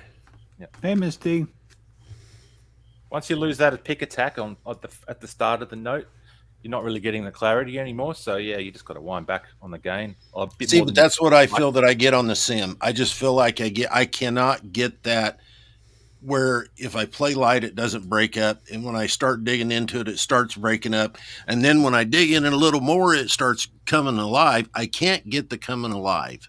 You know what I mean? It's just, that's got to be fucking just volume and tubes and shit. Well, you know? that's the one thing that truly sucks using simulated amps and pedals and stuff is sustain. You know, like it just, you know, and it just falls flat on its face. You can't, you have to totally change if you're playing a solo. You can only hold something for so long, and then, you know, there isn't, you know, there's no sound moving anymore. So it's, you know, you can't sustain a note. Yeah, off it goes. No, you're exactly right. That's where you gotta have, if you want to have that, you have to have the amp and you have to have it cranked up a little bit and get just right on the edge of feedback for that sustain. But well, I cheated it a couple times, like when I wanted to hold something longer, like just did it a couple times and put just a longer, you know, and just took that part after the note to make it go longer. Legit. Yeah, because I don't have all I have is my crybaby. That was my whole thing when I started playing again. I had gotten rid of everything except my guitars. So once I started recording music, and I am not going to invest all this money again and buy all new shit. Like, because I don't. If I ever played live, it would only be with my acoustic anyway.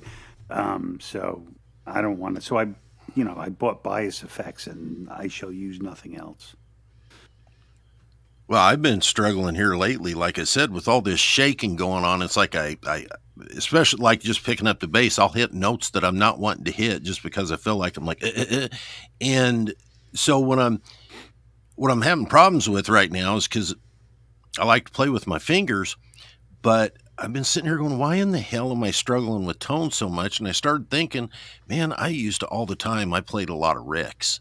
And I had an old 3001 that I liked, a 3001, not the 4, and I had flat wounds on it. So I'm wondering, I think I'm going to pick me up another set of flat wounds. Oh, well, yeah, that's a totally different tone. That's why I'm sitting here going, God damn, that's why I don't like the attack unless I'm doing something a little funky. I like it, you know, the attack throws me off, probably because my meter sucks, would be my guess. Yeah. You know what I mean? Because when I'm hitting it, my bad timing's popping out. Yeah. That one. But, you know, Rick is going to sound totally different than oh my God, it's my anyway. favorite bass. And then when you get, flat ones on it, then it's a whole nother stratosphere of tone. So I got to pick up another acoustic. I'm wanting to do this like Waylon Jennings kind of little stream that it's just going to be a one-time deal. Mom wants me to do it. And so I said, I'm trying to put together these Waylon tunes, and I'm just going to play, basically sit a mic up over there and play like I would a show, but I got to have backing tracks but I'm going to record them all. I just never know what my day is going to be like. The day it comes that I'm going to do the stream, well, fuck, my hands might not work. Right. And I could at least work through like G, C, and D. And I'm kind of looking for a left-handed. Well, I got to get another left-handed. But there's this weird guitar. I was looking over at Zounds or whatever it is, and it looks like it's got like, it doesn't have a hole in the middle. It looks like the sound hole is coming up on the top of the guitar. You ever seen that? Is the Acoustasonic Defender? Yes. Yeah, no. I've seen those too, though. I have seen those guitars you're talking about.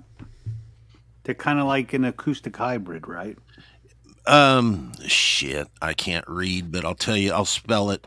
M-I-C-H-A, Michael Kelly Port Front F-O-R-T-E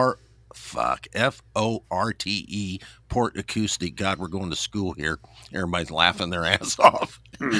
But they got one that's like about $320, and they go up about $500 or $600, and I'm just going, I don't know, it's weird. I just wondered if you guys have seen. I'll be right back. No, not me. I probably just need to buy a good acoustic, because your acoustic sounds great, Dom. Oh, thanks. It's just bigger and shit. Yeah, I mean yeah, I'm happy with it. I haven't been happy with it since on my Taylor. It's always strung up with 13s, and then 13s just got to be a little too much, so I went to 12s, and the guitar has not felt the same in my hands since then. So I don't know. I have to look at the neck when I can. If not, then I may just have to go back to 13s. Yeah, and I sold so much shit like a dumbass when the nobody was working and I was trying to pay bills, and I learned something during all that. There's a certain time where I should have just let them come and get the goddamn cars and try to worry about trying to keep them, because I lost them in the end anyway. Right. There was no goddamn work around here, and I was taking care of mom, so it was like, that's the only thing I learned from that deal. I should just said, come and get them. Yeah. I'll just pick me up. And that's what I did. I just got. I have a 2008 GT 500 Mustang in my driveway, and it's been dead for like a year. And I told my wife, like, about 5 different landscapers have stopped at the house and asked to buy the car. And I was like, no, I'm going to start driving it again. And I told my wife, if I don't get it back into it by the end of the summer, I think I am just going to go sell it, because that'd be like a new kitchen. The car's finally old enough where it's worth more than when I bought it again. So, and then I was always going to keep it, to give to my son, but I have 2 fucking sons. So now what do I do? So I may just get rid of it. And that's quite a bit of car, isn't it? I mean, oh yeah. Yeah, you don't want a teenage new boy driving. No. Nope. My wife said it best. We were looking when we were looking for houses, we were driving around in it, and she's like, it's like walking a bull. It does not like stopping and starting. It likes to go. It goes very good, but driving around town with fucking stupid things like lights and stop signs, no. Yeah. The car's like, I ain't built for this shit. Yeah, that's not what I'm designed to do.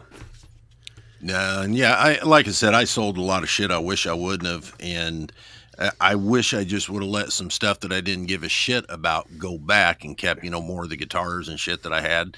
And, but it's also like, I mean, it was an interesting time. You can't change what the fucking dumb shit you did, right? I mean, you did it, it's gone. And it's and that was what was so weird, man. I was so happy. I sold a bunch of film music and shit, and I started buying a whole bunch of shit for in here, and building up like some really cool virtual libraries. I was going to try to do orchestral, which that's fuck, I ain't got a clue what, it's like Mickey Mouse, fucking Dumbo. And, so really, it's not just dropping something. Oh, there you go. Yeah, that's funny. And, yeah, and then all of a sudden I'm like, oh, wait a minute, man. There's all these places are now not paying. What the hell did I just do? But it's like I've told Cold Acre before. I'm like, a lot of these people say, yeah, I'm into film music. And it's like, well, really, you're not. It's kind of like when I'm doing stock film music is like Hans Zimmer and shit. I mean, fuck, that'd be pretty incredible to be that smart, and score that shit. Yeah, it takes special talent. Yeah, for sure. Like I music. do not possess. Yeah, the only thing I actually regret that I've unloaded was my first bass. My first real bass was a Gibson EBO, and it was like 5960 because it had the slotted headstock. That was like heavier and shit, wasn't it? It was a medium scale, so yeah, heavy, but not on the Gibson. Nothing like my Victory bass, which is like playing, depleted uranium. That thing is so fucking heavy. Because it's nothing but rock maple, and it's a big guitar. But this one wasn't horrible, and it had a mellow tone, the single pickup, and I wish I hadn't unloaded that one. Other guitars, my first Thunderbird was a piece of shit, and I was glad to get rid of it. And, then I waited 25 years to get my second Thunderbird that actually is a great bass and I love. But What's that red one you play all the time? That's my Gibson Victory bass. Okay. They only made those for like 4 years, from like 1980 to I think 84. Mine's an 82. God, So what right the in the hell's that middle of old PV bass that all the guys like record with in Nashville? Man, there's so many of them. I don't know T60. anymore.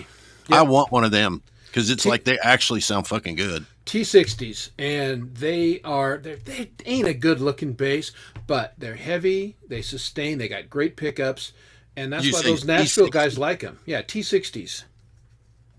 Yep, that's it. Yep, they're Holy a little fuck. hard to find anymore. I haven't seen Look- one for a while. Sweetwater's got one used for $790 or $975. One on Reverb for Holy $800. Shit, those brand new. Those things went for $250. Yeah, just a chunk of fucking wood. But I tell you, well, here you go.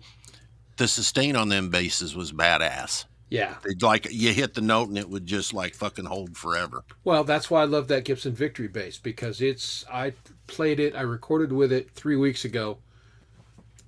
Yep, note's still going.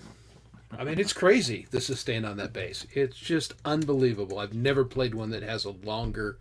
I mean, the friggin' limiter will cut off the sound long before the bass is done playing the note. Yeah. Are you looking to buy a new bass, are you, Rhett?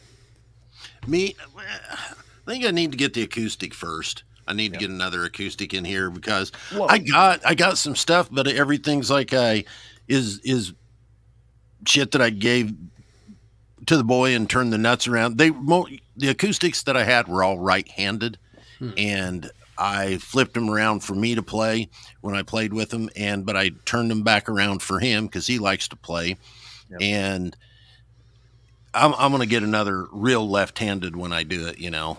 Yeah. Do you But find yeah, it I hate quality this lefties? bass I got. What's that, Coldacre? Do you find it difficult to find good quality left-handed bass guitars? Yeah, absolutely. You know, because it's better now than it ever was. It used to be you'd go into a music store and play it and say, okay, take it to the guy in the back, you know, and say, hey, man, flip this around for me so I don't fuck with it. And I think now there's more choices than there ever was because we have the internet. Back then it was like, man, Linda's in, hey, there's PP.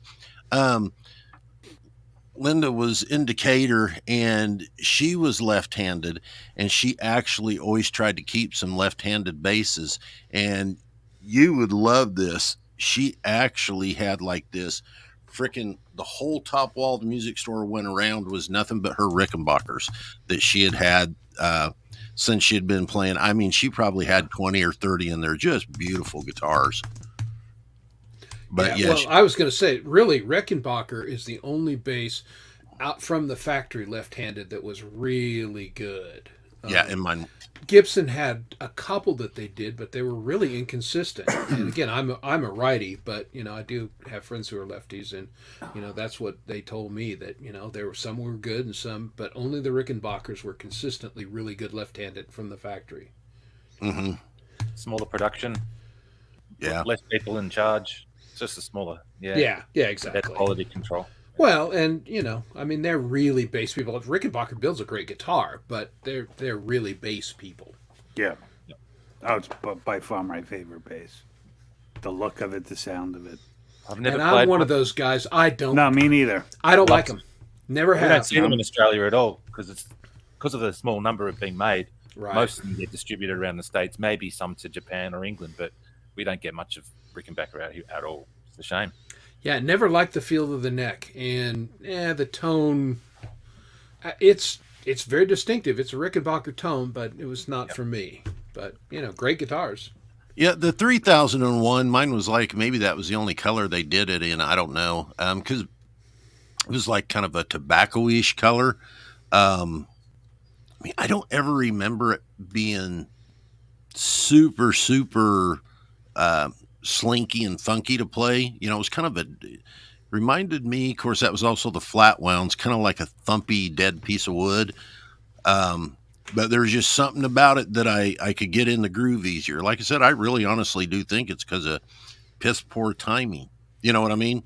It hid my shit. That's what Rhett needs, hiding my shit. Hey, you know, Oh fuck. we all lie, cheat, and steal in some respects. Hell yeah. Listen, boys, I am going to bid you all a You lasted longer than I thought you would, Dom. Yeah, me too. Hey, Yeah. it's I great feel seeing you. for You you, know I buddy. love You you, too, man. Chris. Keep I love you getting too, better. Chris. All right. I have to. Probably we've talked more since I haven't been around than ever. Chris checks in on me every day. It's very nice. Well, thoughts will be with you, dude. Yeah, I mean, he's my dude. boy. Thanks. Yep. at least you are getting taken care of, which that there are so many people out there that aren't. So at least you're lucky, and at least you can enjoy both sides of the pill. You know what I mean? Yeah. Well, that's it. I want to get at least a good hour of its good effect before I pass out. So Yeah. I'll see you all Enjoy, again. dude. Good to see you, man. Thanks, Rhett, All right. Coldacre, See you, Chris, man. and everyone in chat. It's good talking to you, and I will see you again soon. All right, take care. Good night, people. Take All care, right. man. See you, Dom. Bye. All right. And there he goes. Damn. The Dom father. I feel for the son bitch, man. Oh, I mean, having those kind of, bone pressing against your nerve, that's not a good thing. And so hopefully they No, can. because it basically makes you lay in bed and think about things that aren't good with your life. Yep. Because you can only take that shit so long before it's like, this is the worst day of my fucking life right fucking now, Yeah. Yeah. It's, no, it's not a good thing. And his attitude is good, but that's why I check in on him every day to make sure he's staying okay. And, he's got his wife and his kids, and we were chatting today, and he said, my kids got home and we did chores and did the dishes, and keeps his mind on his life and keeps him centered rather than focused on how bad he feels. Yeah, and it's really hard, man. I got to make a mental note that I got to stop talking about my fucking health when I get on a stream, but I feel like I got to tell everybody it's, hey, like I can play, but I can't play right now. So it's weird. You know what I mean? It's weird. It's like you ever do a gig and you're losing your voice. Mm-hmm. You got to tell everybody 3 or 4. They know you're fucking hoarse. You know what I mean? I can get it. Well, that's an old guy thing. There at some you pass the Rubicon of 55 or whatever it is, and it's like, and that's all you want to talk about is my sphincter freaking hurts, and whatever else. And is it supposed to itch that bad all the time, man? Maybe I need a bath or something. God. Yeah. Well, and but everybody's different. We have, I had a little flare of my gout on the trip because I sat and drank a bunch of red wine, which I never do. But we were at a nice restaurant, we were eating rich food and drank a little wine, and I woke up the next day and man, my knee was killing me. And we're out on a hike, and my wife, we've been married for 34 years. She goes, "Knee bothering you?" And I said, "Nope." She goes, "You lying son of a bitch." Well, yeah, but you just old athletes, that's what you do. Yeah, I'm hurt. Everybody hurts. You just play.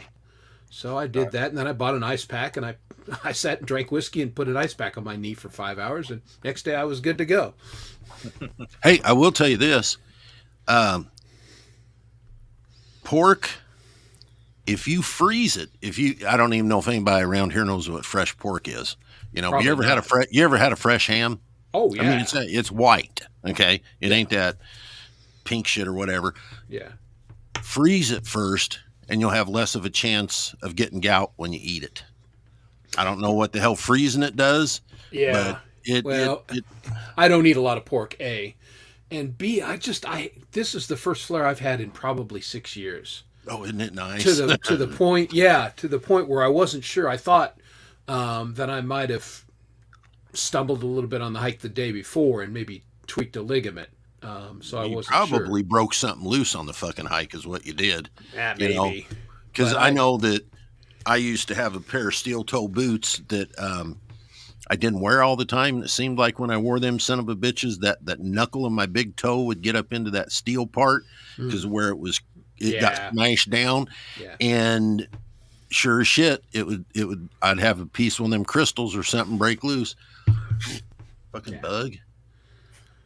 Yeah, I had one in here earlier, and I was kind of like trying to do this discreetly. It's like, get out of my stream, you bastard. But yes, I got to stop getting on the health trip. What are you doing with your hand there, Coldacre? Yeah, as long as he's not doing this. I can't tell. Camera down, please. No. Commercial. I forgot to tell, if you're going to come on the chat, we've only got one rule: wear pants. I just got up to get my bottle of whiskey. Did anybody notice? I had my pants on. Yeah, we didn't look. Thank goodness. So, God, yeah. Didn't you have somebody wants that to see came your on? cat, there? Red. Yeah, What's we had Someone wants to see your cat. Hold on, PP. Have a guess who? Yeah, we did have somebody come on. Yeah, they were They're shirtless, being and I'm good. like, what the fuck are we doing here? You know, that's why we're very careful. We don't usually just put the link in the chat because you never know what you're going to get. Shirtless stream. Yeah, you know, that's what we learned to look backstage and go, okay, we know these guys. They're okay. Yep. You know? They should be closed. Yeah, exactly. There's a putty. Say hi to Princess. She wants to see you.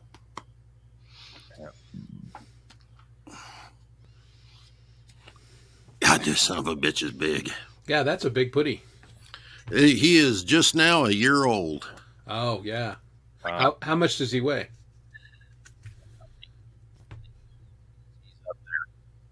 I've lost your sound. Better. Oh, he's out. Yeah, he's day my boy went to college. I came home down in the dumps and shit because me and my boy are pretty tight, you know. Yeah. And I heard this little bitty cat, man, up in the tree, and so it ended up coming in. I wish I could. I think I've sent Princess. You ever seen the picture Cold Acre when it was a kitten? Yeah. I mean, man, it had ears like that. Yeah. It's like he's finally grown into them.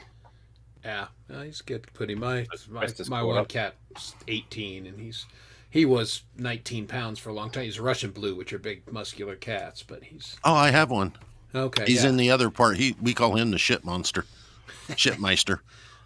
Mine is the sweetest cat on the planet. He's just They are. That's He's a everybody lover. I've talked to. We had a that's Mom's cat. She loves him to death. It's the only reason the cat is still alive. Because if that cat goes, she's going. And he gets up on her pillow at night. They sleep together, and he does this thing, and then Yep. he gets up there, and he's got the quickest tongue too, man. He like your nose. He'll sit there and he'll just shoot that son of a bitch up there like a corkscrew. at least my cat doesn't do that. That And well, so I came home, and Mom goes, I took Simon to the vet because he was having poo-poo trouble. And she goes, they had this lady that came through town. She had a rolling MRI machine. And she says, I used your debit card. I'm like, oh boy, how much is this? Like $2,300 to find out he has a spot on his colon that the only time it hurts him is when he has to go this one. So he's like a freaking chiclet dispenser. You know, I'm sitting here and I got a carpet, and I have white carpet. And well, so not anymore. And you know what? I've managed to keep it really, really spotless because I catch it. It doesn't. It's the 3-second rule.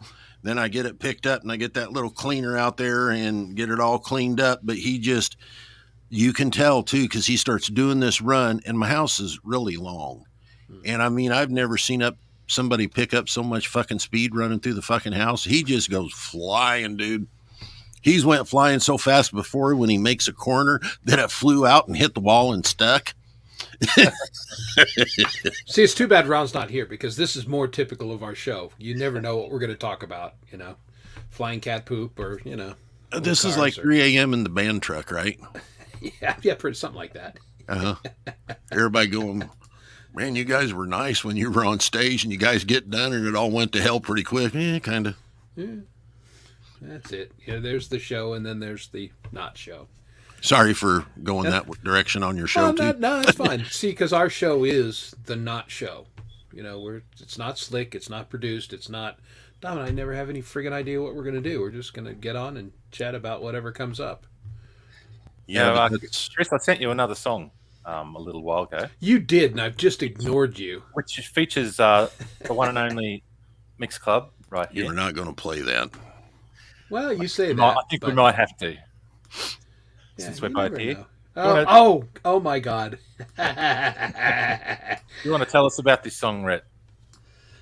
You There's know not what it really is. much to tell. This was in the very early years of my songwriting, and I remember taking it to the band, and I just when I played that, they all looked at me and were basically like, I don't think they had the heart to tell me what they thought. And I think at the time I was really so stupid, I thought it was good, and Well, you never know. You know. It's good in its own way. it's yeah, but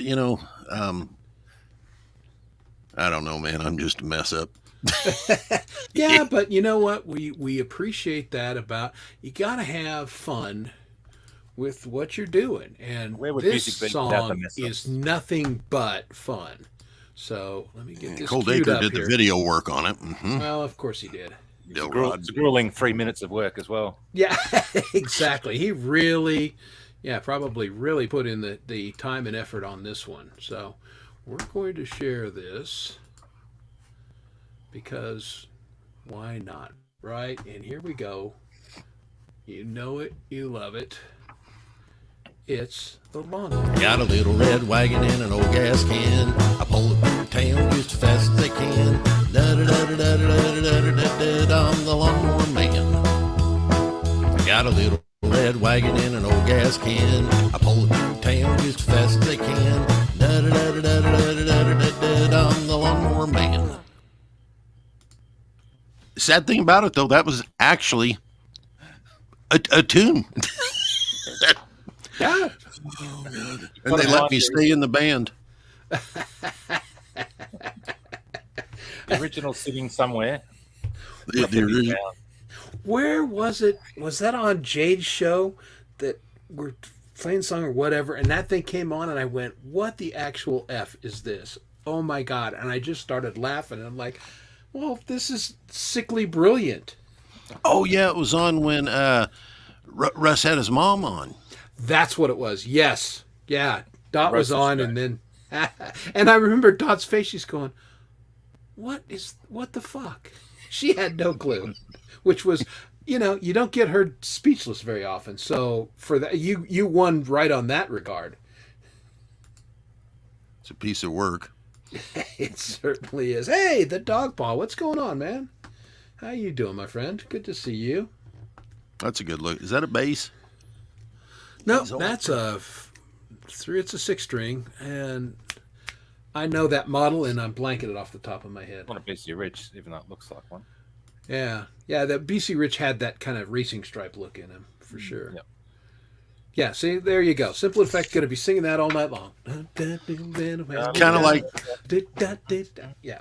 when you go to Disney World, and it's a small world. That goddamn thing be stuck in your head. Ah, those bastards, yes. So don't go to Disney World, because, yes, you will be forever. That will be your earworm for months. And that ain't a good thing. All right, so what else are you working on, Cold Acre? So I'm working on 2 songs. The song that I mentioned earlier with Leela, Yeah. it's the remake of her latest one, and then I'm going to be playing some guitar on a bluesy song that Rhett sent to me, which is just a bit of a blues shuffle, Stevie Ray Vaughan kind of thing. Nice. Just try and rip it out during the day. I can turn up a little bit. There you go. Yeah, Princess. Oh. I love Disney. No surprise, because she's a princess. And Disney has that princess thing going on. But Yeah, Disney's the getting so Haunted Mansion. woke. Maybe I could get on Disney now and I'll be their latest princess. Trans woke princess. Hey, how's it going? That was I love the Shrek movies because they sent up the Disney stuff. And when they get in the Two Sisters bar, and the burly, that just cracked me up. What do you have, boys? Ugly And sisters. I came down with Bell's palsy, right? Okay. And I'm on the tail end of it, but everybody's like, I look like Donkey off of Shrek.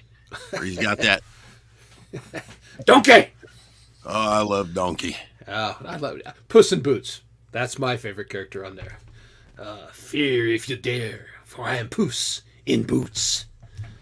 Yeah. Bandoliers was Did that amazing. very well. Yeah. I've seen the movie about 10,000 times. So Yeah, those were great old movies. I mean, I remember when Ashton was, little. I mean, man, they really had some good shit back then, like Cars, you know. And what was oh the other one I like? no, Monster Inc. Pixar was brilliant, and then Disney bought them, and now they blow. But Disney in the last 10 years has ruined pretty much everything they've touched. They Like, ruined I didn't Star realize Wars. that. They turned I don't know what their deal is. I didn't realize that the Hudson Hornet was a real thing. Oh yeah. Yeah. I was like, and I like racing and all that shit. And I was like, going, you gotta be kidding. I didn't realize this was the thing. You Oh, know, yeah. he was Real actually car. real. Well, that's the thing. Pixar's attention to detail was stunning. Yeah, see, Princess Knows Puss in Boots is awesome. The Natural History Museum here had an exhibit called The Magic of Pixar. And they went into the fractals and how they designed the grass and how the girl's hair in Brave blew and the animating power that it took to do that. And we were in the exhibit for like 5 hours. I mean, they basically had to throw us out because it was fascinating. It was Like so take good. days just to render a scene. Oh yeah, You know, yeah. They would do a real render in real time there of. And it was the movie, the Day of the Dead movie that they did, and I always forget the name of the movie but it's a great movie. And it was just one scene where they're on stage there, and so they would start, and the render would take 10 minutes just to render a frame, and you got to watch it real time. It was unbelievable. well, and something I remember from Cars, man, and it still sticks in the back of my brain sitting in the theater and where all the cars are like in the town hall meeting, and all of a sudden you hear the one old car in the background go, "Free bird, free bird." Brilliant, right? So I mean, yeah, it's definitely creative people doing that. There's cool influences there because I mean that was classic. Yeah, indeed. Yeah, and everybody. I've got a lot of friends in my business, which is the train model railroad business, who are ex Disney people, and they all say the same thing, Dogpaw. That just the Mouse House does things a certain way, and yeah, it's their way or the highway, and there's a lot of ex employees that have nothing good to say about the company, and so we'll leave it at that. But again, they've had a lot of brilliant movies over the years, but I'm a big Pixar fan. The Incredibles, I love those. Those are good too. Oh yeah, The Incredibles. I Were think amazing. my favorite movie, well, like animated type thing, that would be that clay shit, is the one Herbie, the Land of Misfit Toys, where the Rudolph and all them Rudolph the Helen Red-Nosed Cornelius. Reindeer. I mean, classic. Helen Cornelius. Yep. Clondor Cornelius. That's my favorite character on there. And of course, you had Burl Ives as the snowman. He only lived about 50 miles from me. He lived in Newton, Illinois.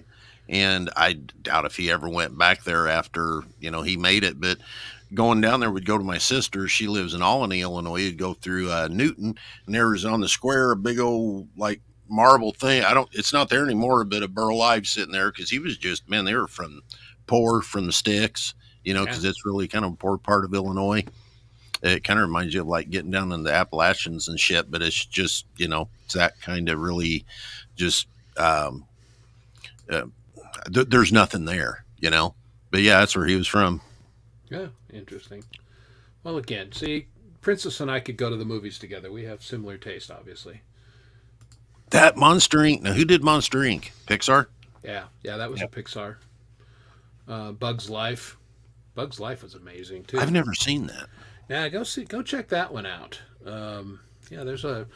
It's a great movie, and there's good social commentary in there. They work that in. So yeah, Bug's Life, and that was an early effort, but it really stands up in a lot of ways.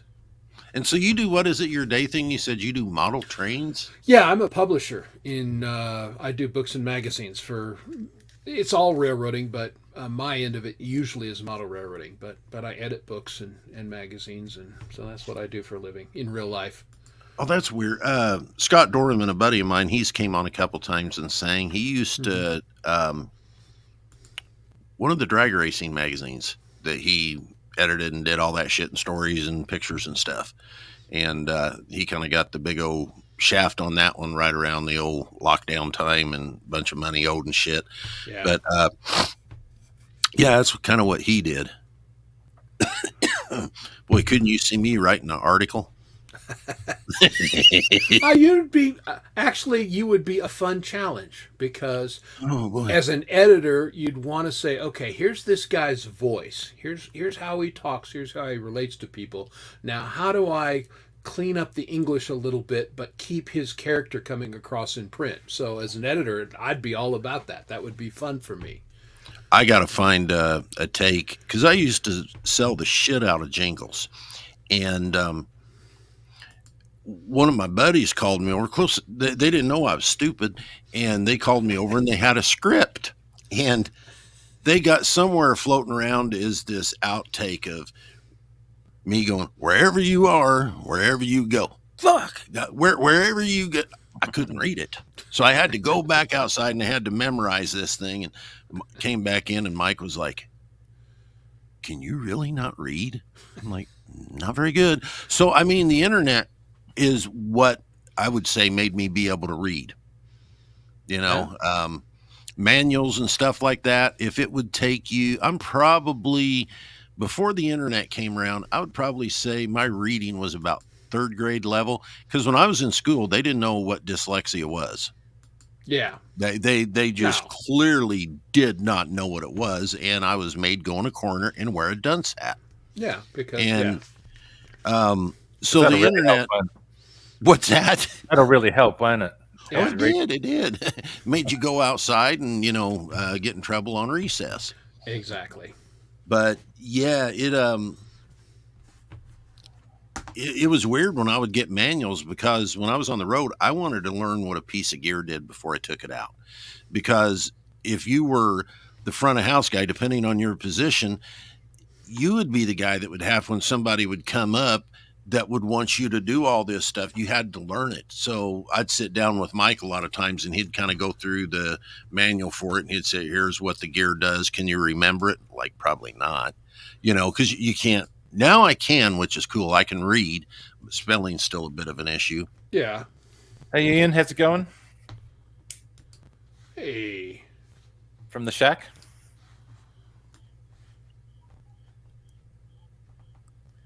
See you, princess. All right. We taking off there? People coming and going. Yeah. Well, that happens in the show, as they say. How do you see how many people are on here? I see all. We had 20 at one point. We're down to a few, and we'll probably wrap up here in the next little bit. But I apologize if I talked too much and ran people off. I just No. this is what's missing come and from go. the world. You know, this Yeah. is what's missing from the world today is like there's no shop talk. Where like Texas Jack Jaw or Jack Saw, whatever, was in one of my streams and he was in the chat and we were talking about carving shit out for the mix. And, you know, carve this out and that'll give it. And I don't believe in that. I believe that everything will fit within. You carve to solve a problem, you boost for tone. Pretty simple. And it's really hard when we were trying to have this conversation because he's trying to sit there and text on what I'm talking about. So you're trying to have a conversation about that. And about the time he gets his sentence out, I'm over here talking about a dog peeing on a tree, you know? So it's like, it's hard. It's just hard to have conversation. It is. And, you know, so that's what, you know, we didn't have any purpose on this show other than to just have a little opportunity to interact with the chat and just talk with one another. And, you know, I love talking shop. That's my thing. You know, but that can get boring and, you know, so you pick your spots and everything. I don't think it's been boring tonight. I think most of the people that I saw in the chat are all recording artists like we are, so I think that was beneficial and helpful. And again, sometimes your audience is, you know, they are music appreciators, but they're not necessarily musicians, and so, you know, then you gear the show a little differently depending on, again, looking at who's in the chat. Hey, speaking of people who play guitar, there's Ian's Guitar Shack. Hi, Ian. How you doing, buddy? So yeah, well, all right. So you boys are working together. When do you think you'll have something wonderful that we can all listen to? Hopefully not long at all. Just a matter of me pulling my finger out. Rhett's done the hard work. I've just got to play some guitar over the top. Good thing I sung it that day. It was like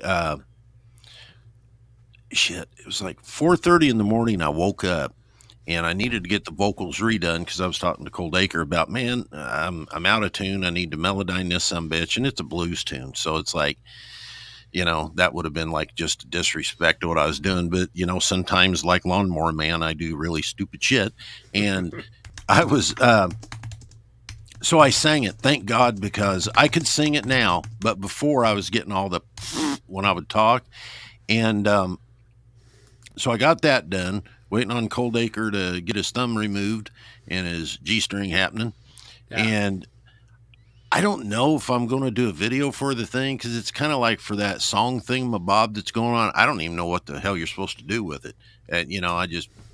Well, you flop it out there. You finish it and you flop it out. You put it on Pete John's show or whatever. And go, hey, so I got challenged to do a song in September, and I did a song. Here you go. I don't know if I'm even going to do a video. You know what I mean? I've written 2 songs this year, and I don't think I've written anything for 25 years. I just haven't felt it, Yeah. And these are they're not really what I would call killer blues. They're just kind of bubblegum blues. They're nothing that I'm, wouldn't you think, Cold Acre? They're not like no masterpiece. They're just they're just simple.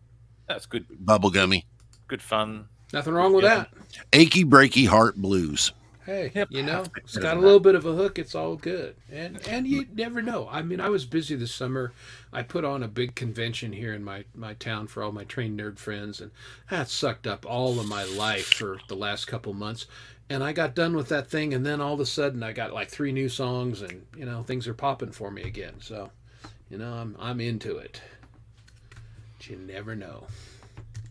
The muse comes, the muse goes, and you got to grab lightning in the bottle when you're on it. And actually, you have to work at it a little bit too, because we're not always gonna be energized for that. But a lot of times, if you put a little work in, then things will come to you. I mean, I know that as a writer, you don't wake up and feel like, man, I've got a novel, let me bang this out. Most days, it's like, okay, I gotta work on this paragraph, I gotta work on this character, I gotta work on whatever, and put a little work in. Yeah, I've never written a great song. I mean, I just have a lot of B shit, and then occasionally, sometimes we get Lawnmower Man, which is a special tune. Special. Yeah, special. That's like special. Well, hey, thanks for having me on, dude. I appreciate it. It was great chatting with you, fellas. Why don't we go ahead and end up the show?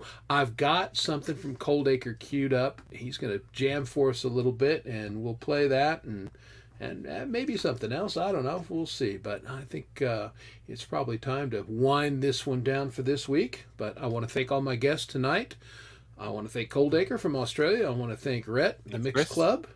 And I want to thank our good friend Rockin' Ronnie Ward, and of course my partner in crime, the Dom Father, for coming on, Dom Torregrossa. Yep. So, and love seeing everybody in the chat. Thanks for hanging out, guys, and thanks for back and forth with us on the show. That's you guys make the show, and we always appreciate everybody in the chat. So thanks for that. I am going to pull up a song, and we're going to listen to a little bit of our friend Cold Acre from his in 2022. This is Butterfly Live.